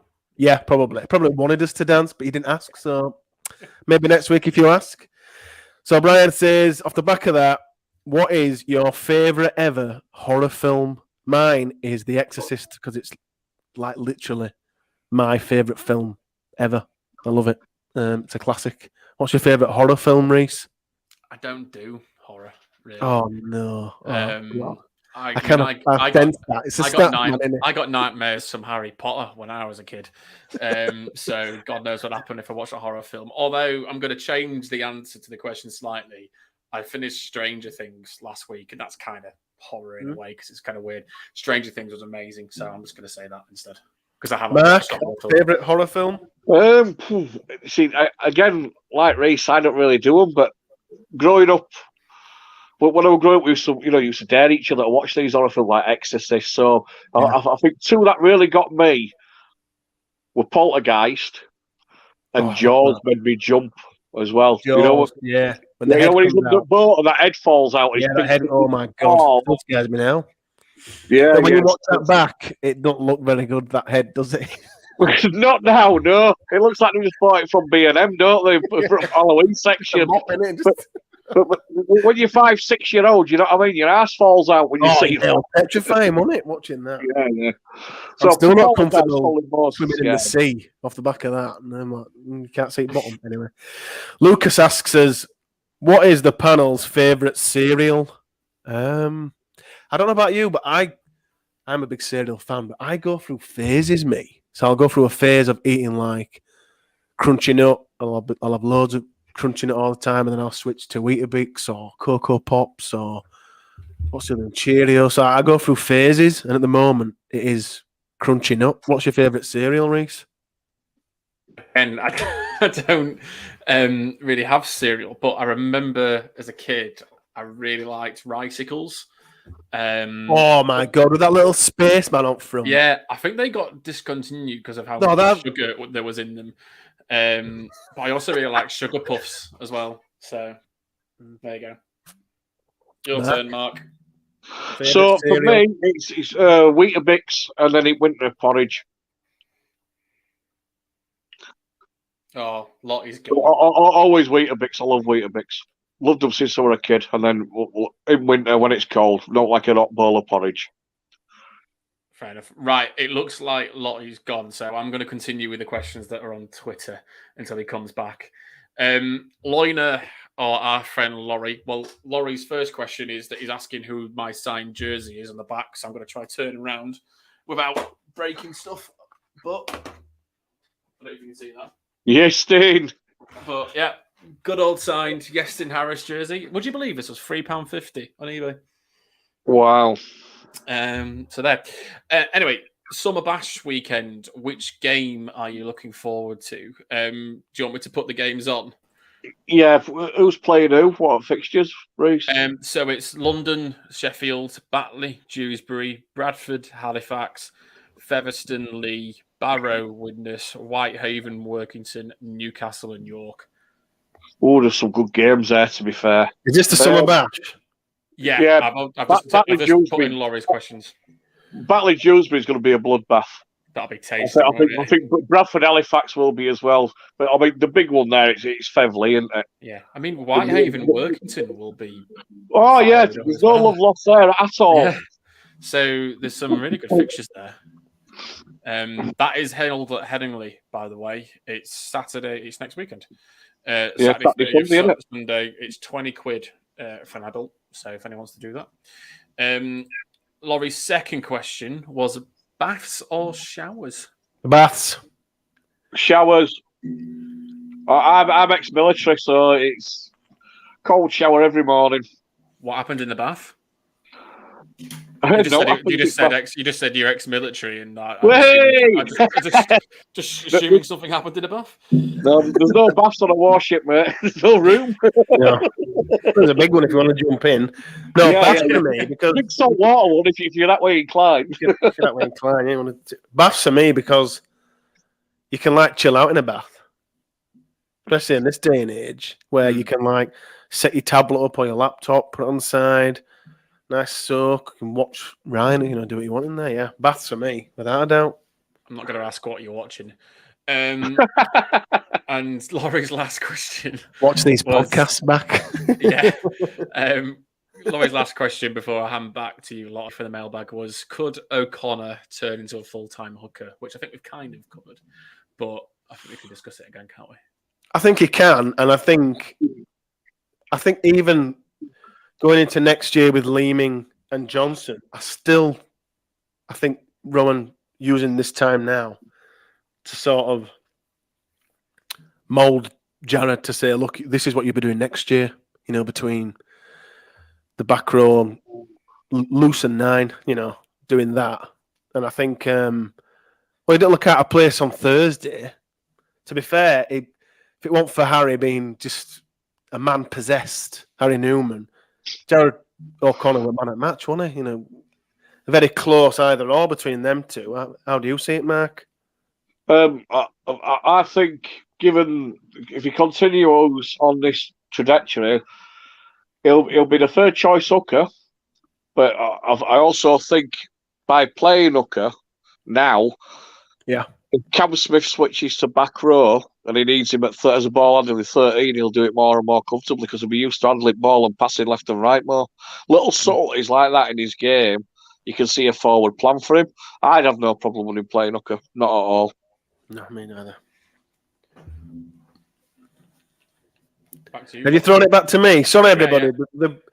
It did this on a podcast before. My laptop it kind of restarts really quickly. And then I'm just telling you now, so that's where I went. And it brings me up. It brings up a message saying your laptop just restarted unexpectedly. I'm like, no, shit! I'm in the middle of a recording live. Why did you don't do it then if you're aware of it? So that's where I went. Thanks to Rhys for jumping in there. He must have been prepared for it. Tyler has been asking us music questions for weeks now. We love them. Looks like Brian's jumping on with the films every week. Tyler's question this week is: what are the panel's favourite 80s song? I forgot to prep Mark, I think, with this to give him time to think. So I'll go to Rhys first because I know I did ask Rhys. What's your favourite? Yeah. What's your favourite 80s? No, I've just thrown him under the bus. I don't think you prepped me for this. Crap. What's your favourite 80s song, Rhys? I'm trying to remember what was in the 80s now because I always get confused. That's how young he is. I wasn't even alive, so there you go. Oh, I'm gonna go for, and of course I've got the vinyl for it as well. Pour Some Sugar on Me, Def Leppard. That's a banger. What a selection. Love that. Yeah. Hysteria was an incredible album. Incredible. Yeah. Hysteria, Adrenalize, quality albums. So that's mine. Was that giving you time, Mark? Oh, yeah. Living on a Prayer, Bon Jovi. All day, every day. It's an anthem to my teenage years. So, yeah. so many great songs, so many great albums from that era. But if I have to pick just one, it's that one. Or U2 Pride, in the name of love. So, but yeah, Bon Jovi pips it for me, Living on a Prayer. Not easy enough. Charlie is asking us the next question. And I really like this question. I like them all, but I really like these type of ones. Why doesn't the Lot Pod adopt an NRL side and we can have a small section on them on the podcast? I loved Laurie's NRL and State of Origin Roundup. I would like to see a bit more. If we were, Rhys, we both the Warriors, aren't we? Yeah, I'm about to say if we were to adopt one, I would think it would be the Warriors, wouldn't it? For both, we're both Warriors. Have you got an NRL team, Mark? I'm 100% New South Wales. I have been since Ettinghausen played for Leeds in early 80s. And obviously with the Graham Murray connection. We had a prop forward player for us called Craig Izzard and all for a while. He was a New South Welshman. And of course the Graham Murray connection, so on and so forth. My favourite Aussie player of all time is Brad Fittler. So I'm very big on... I did have a soft spot for Roosters when Murray and Adrian Morley went there. And of course, the Warriors connection, we've always had good Kiwi connections at Leeds, like Ali Lau, Brent Webb, it's, so I can see why people go for Warriors. At the moment, I just love watching Penrith play. So at the moment, for me, my favourite player is Ivan Cleary's son. So for me, I probably go for Panthers, but I can watch any NRL game, mate. I think it's a good idea, Charlie, and we could have a small section on them. I do think it would have to be the Warriors though, because like Mark says, the Panthers, they're going to win it, and if they do not win, and we say this now, so it's on record, if they do not win the NRL this year, it's one of the biggest chokes in sporting history. They are that good, Saying that, I remember when Parramatta went into grand final against Knights, hot favourites. Yeah. They've been blowing teams away all year, like 30, 40 pointers, and Knights destroyed them in that grand final. Knights had them, didn't they? Yeah, so, it would surprise me if they lost the grand final, Rhys as well is a Warriors, and so we'll have to sort out some Warriors shirt and put one up there. But we'll work on it, Charlie, and we'll add a little Warriors spice to the podcast. Charlie also says the NRL draft podcast sounds interesting. That will be a massive data spreadsheet for Rhys to work on. We did ask earlier on Twitter about, because we are going to do another draft podcast similar to the one that we did for the best ever Leeds Rhinos team, where it was me, Rhys, Duncan and Laurie. Took it in turns in picking players from the Super League era in like a round robin, and then we put the teams together, put them on Twitter and said, right, everybody, those are the tides, who's got the best? And it was all dodgy, and because Duncan won, so that was weird. And Duncan just picked like the most powerful, hardest team, and everyone just like, yeah, it's them. So we are going to do another draft. I'm running a poll for 24 hours on Lot 17A now. I think the selections were Super League era, so that's the whole, not just Leeds, the whole of Super League era. An England one and an NRL one. So whichever one of them wins the Twitter poll, Charlie, we are going to do a draft for them. But I don't think Rhys has to do a database on every player of the Super League era. We'll all just kind of, jot down players or. Well, I replied just doing Super League, but the squads for this year. The squads for this year. Yeah, and picking a draft because the database on that's pretty easy to do. Pretty there, So there's options for us to do, Chad, but we definitely are doing one, and we are going to do them all. But the next one, we're not sure what it is. The next question is from Lucas again. Really excited to see what you guys come up with this new fanzine. What are you going to call it? The Lot Mag. We're going to call it Lot 17A. It'll just be. By the way, this is for anyone listening. We are launching a fanzine. It'll just be called Lot 17A. We're not sure when it's going to come out yet. Our sponsors, AC, D&B, not only have they sponsored this podcast, but they've just overwhelmingly supported the fanzine as well. You know, they've kind of said, look, we can help you design it, print it, everything. So they've really, it were like my idea, but they've kind of really said, just let's do it. You know, let's go with it. And so we are taking submissions now from anyone wanting to send in designs or artworks or articles. And it's a good job Mark's here, because Mark is actually going to be one of our contributors. Do you want to tell everybody what you're going to be writing about, Mark, for the fanzine? Yes, so I'm going to contribute by doing pieces on the women's team and the academy at Leeds. Bit of background, you know, what we potential we've got coming through. I'm going to make an effort to try and get a profile on our coaching set up there. I'm in touch a lot with Mark Buttrell on Twitter, one of our coaches. Really great bloke. He's one of the scholarship coaches at Leeds. So my contribution will be around the women and the academy. Yeah, they're brilliant. And other people have, once again, I'm saying that word again, but overwhelmed. As soon as I kind of said, right, we're getting the ball rolling on Twitter about this fanzine, if anybody wants to contribute, get in touch with me. I must have had 15, 16 people along with Mark saying, oh, can I write? How can I contribute? Even people going as far as, you know, I want to help, I want to assist, but I can't write it, but can I help you sell it? You know, once we have physical copies, I was like, of course you can. You know, they literally said volunteered. So the whole, again, it's just an added platform to the Lot Pod in that this will never be a closed shop. The fanzine will never be a closed shop. Anyone that wants to be involved in it can be. So don't think that, oh, we've got the people, the regulars on the podcast, there's no one else. That'll never happen. And same with the fanzine when it is launched. If you think, oh, you've got it in your hand or you're reading it digitally, don't think, oh, they've done it now. We'll always want new ideas. We'll always want new contributors. Always an open platform for fans. That's what it'll always be. But it's happening, but we just don't know when. How far did you get down on the mailbag questions, Rhys? I only did lorries. So the next question is from Tim, is one of our regulars. Who would win in a foot race between a prime Ryan Hall and Ash Hanley? Ash Hanley. I think Ash. I think Ash Hanley. Do you, Mark? Do you agree with that? Yeah, Ash Hanley. Ryan was deceptively fast, but a lot of Ryan's game was power. Just sheer power, wasn't it? Taking people over. Yeah, I mean, don't get me wrong. He could motor, kid. He could motor, but in terms of sheer speed, I'll go for Ash Hanley, mate.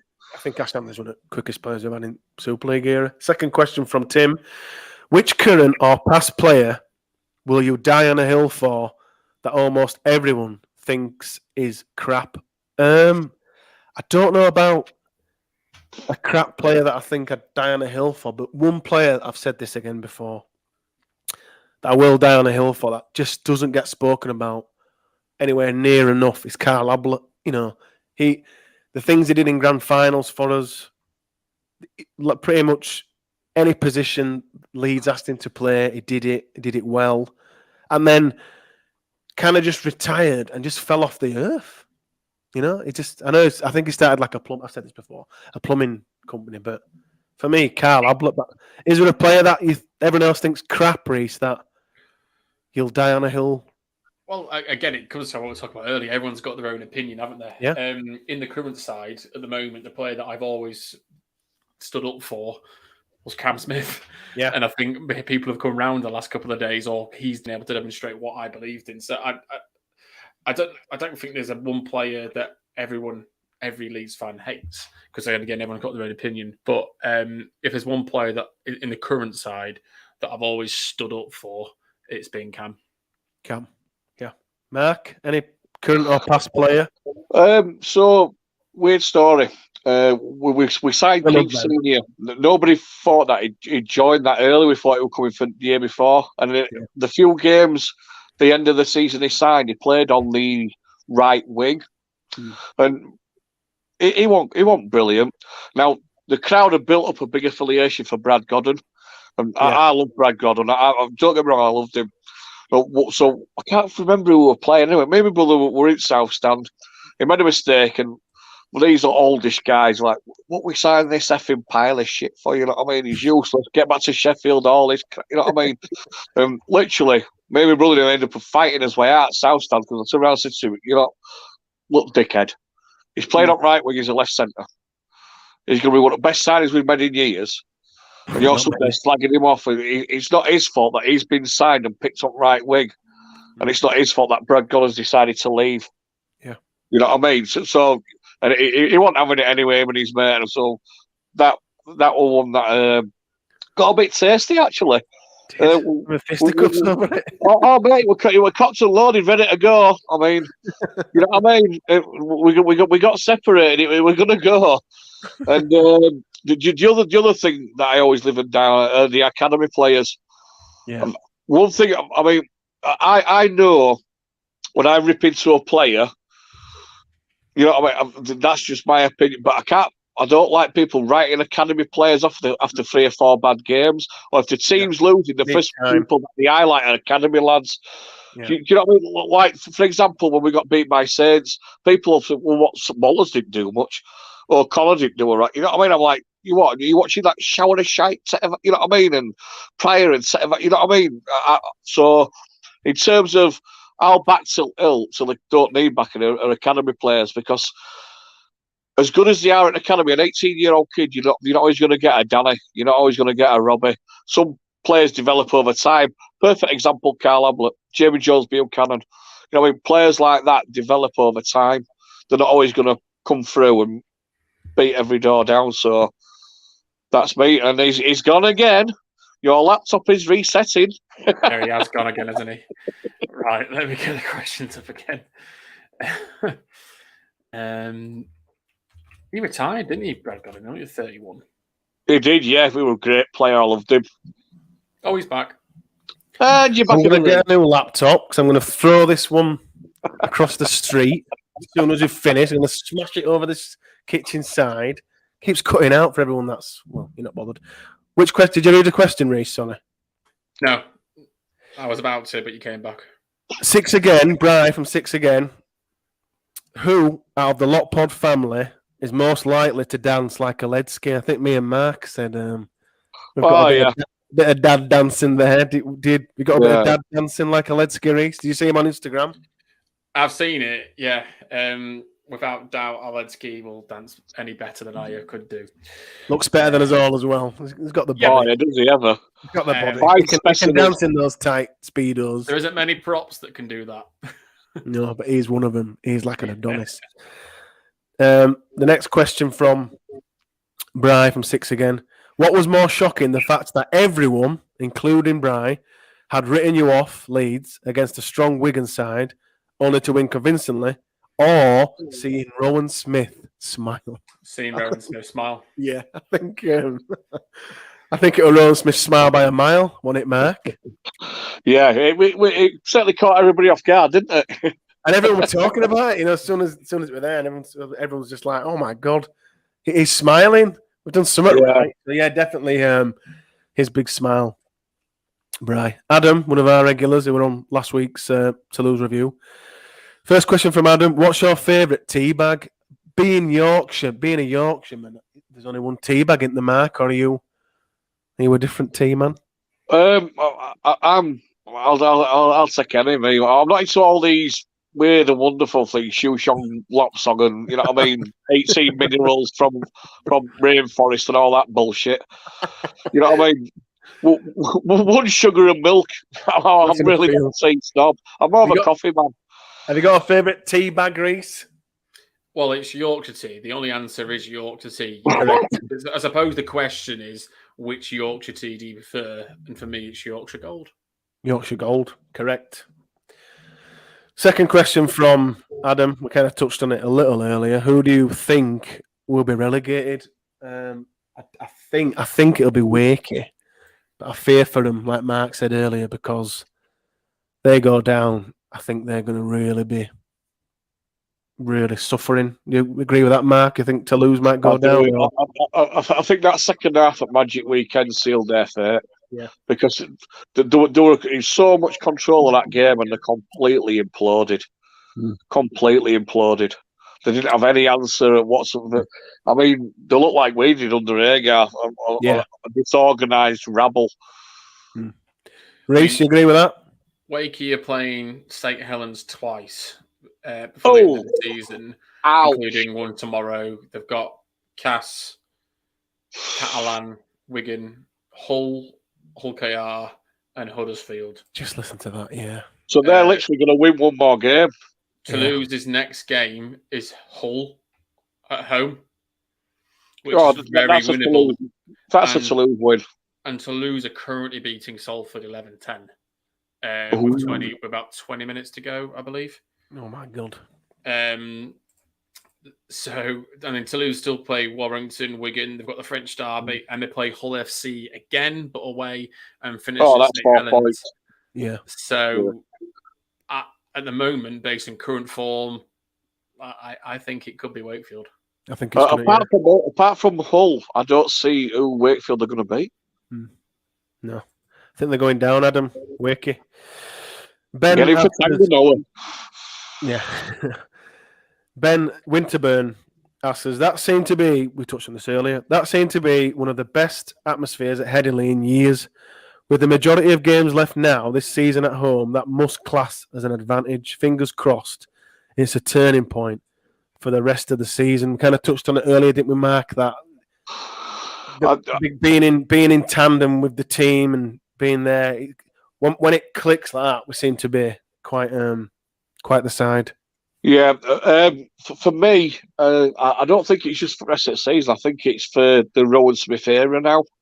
Yeah, good point. I think a lot of us, all we want to see is a plan or a future, something positive. No one goes. You can't expect or demand to win every game and every trophy going, but I don't think it's unreasonable to expect an effort. For 80 minutes, I don't think it's unreasonable to expect to take pride in the shirt, win or lose.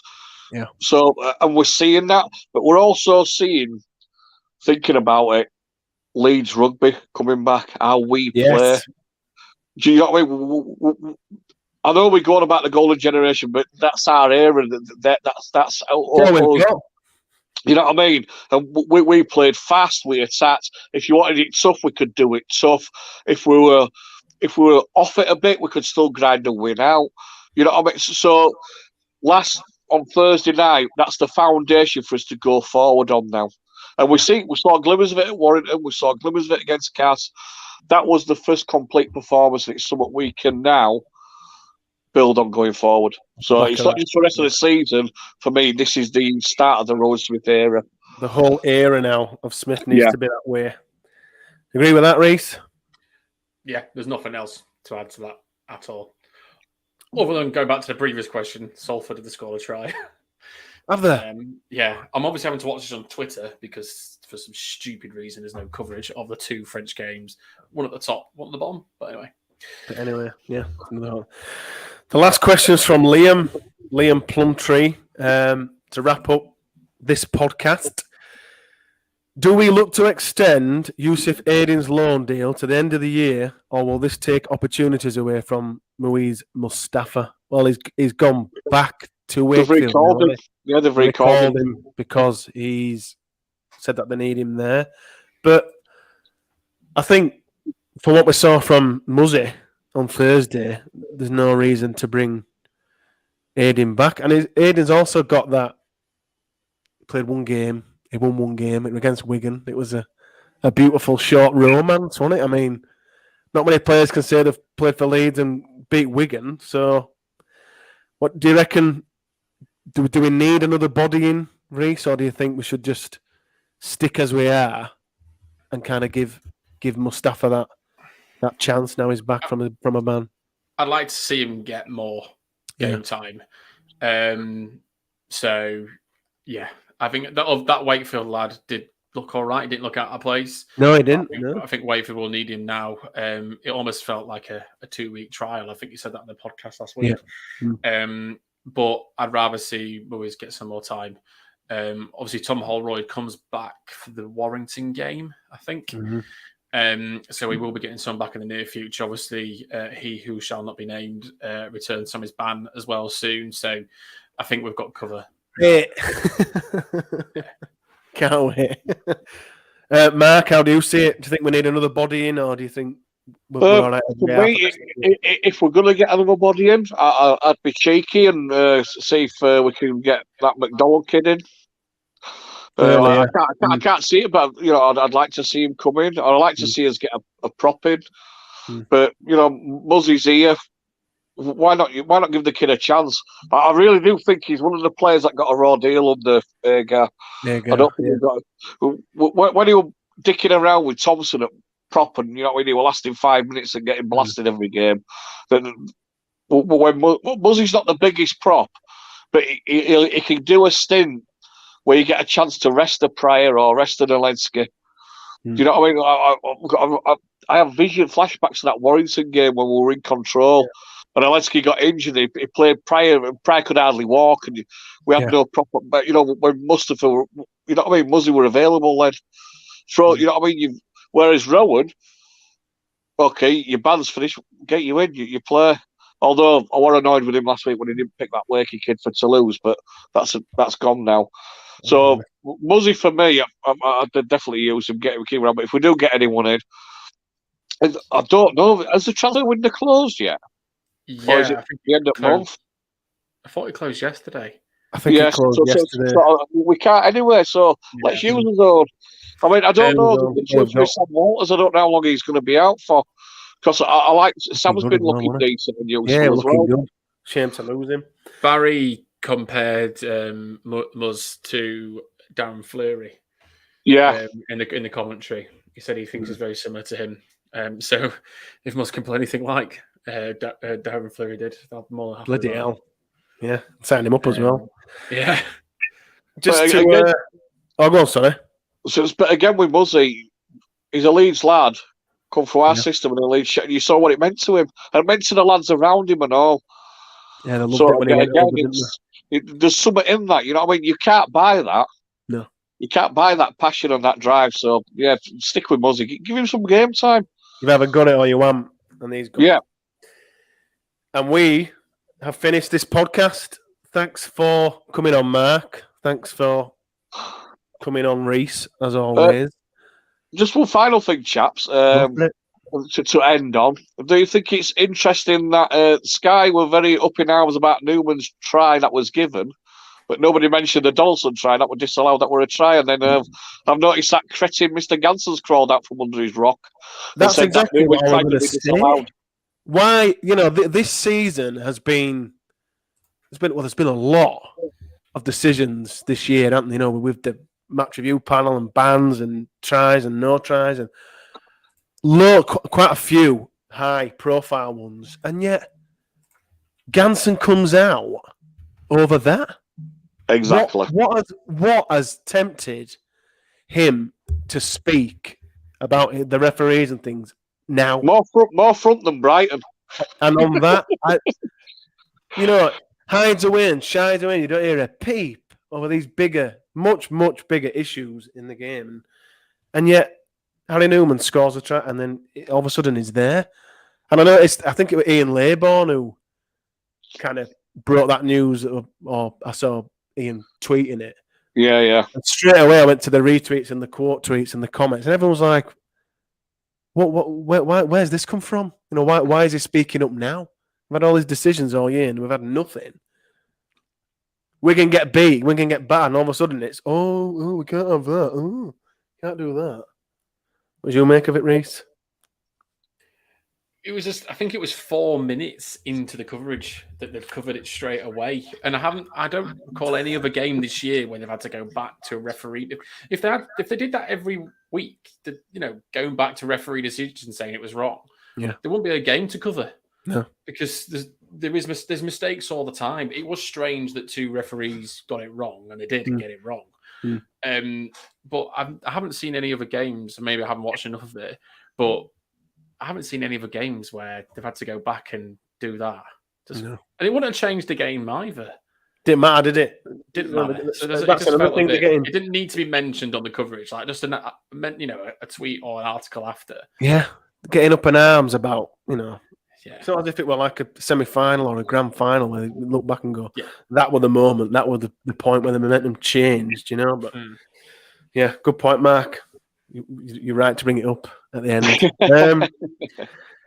Before we all leave this one, Catalans away next. It's always tough there. What do you prediction for this one, Rhys? What do you see us getting out?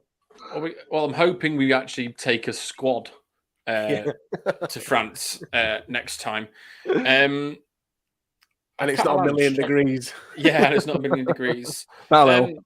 Again, consistency. I think if we can play like that, we can challenge anyone. Yeah. So the challenge is to play like that again.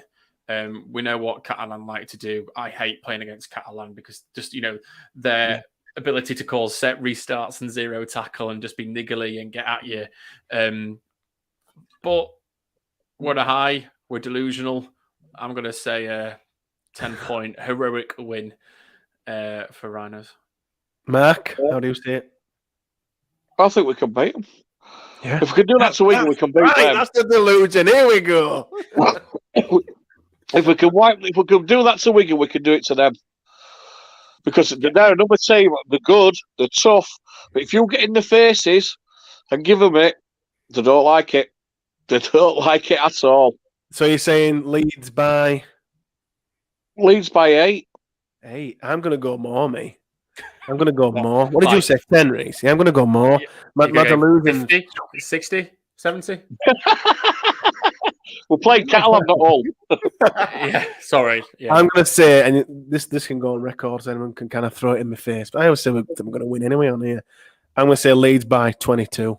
There you go. Sheer delusion is here. That'll be a statement on a statement. That.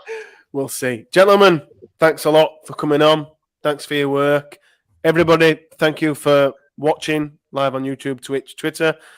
Everybody, thank you for listening to this whatever platform you are listening to this. The next Lot Pod will be the match review of Catalans sometime next week, and we'll do the draft as well. Thanks a lot, chaps. Take care. See you later. Cheers, lads. Been an absolute pleasure. Everyone. Stay safe. Have a great weekend, lads. Thanks for having me.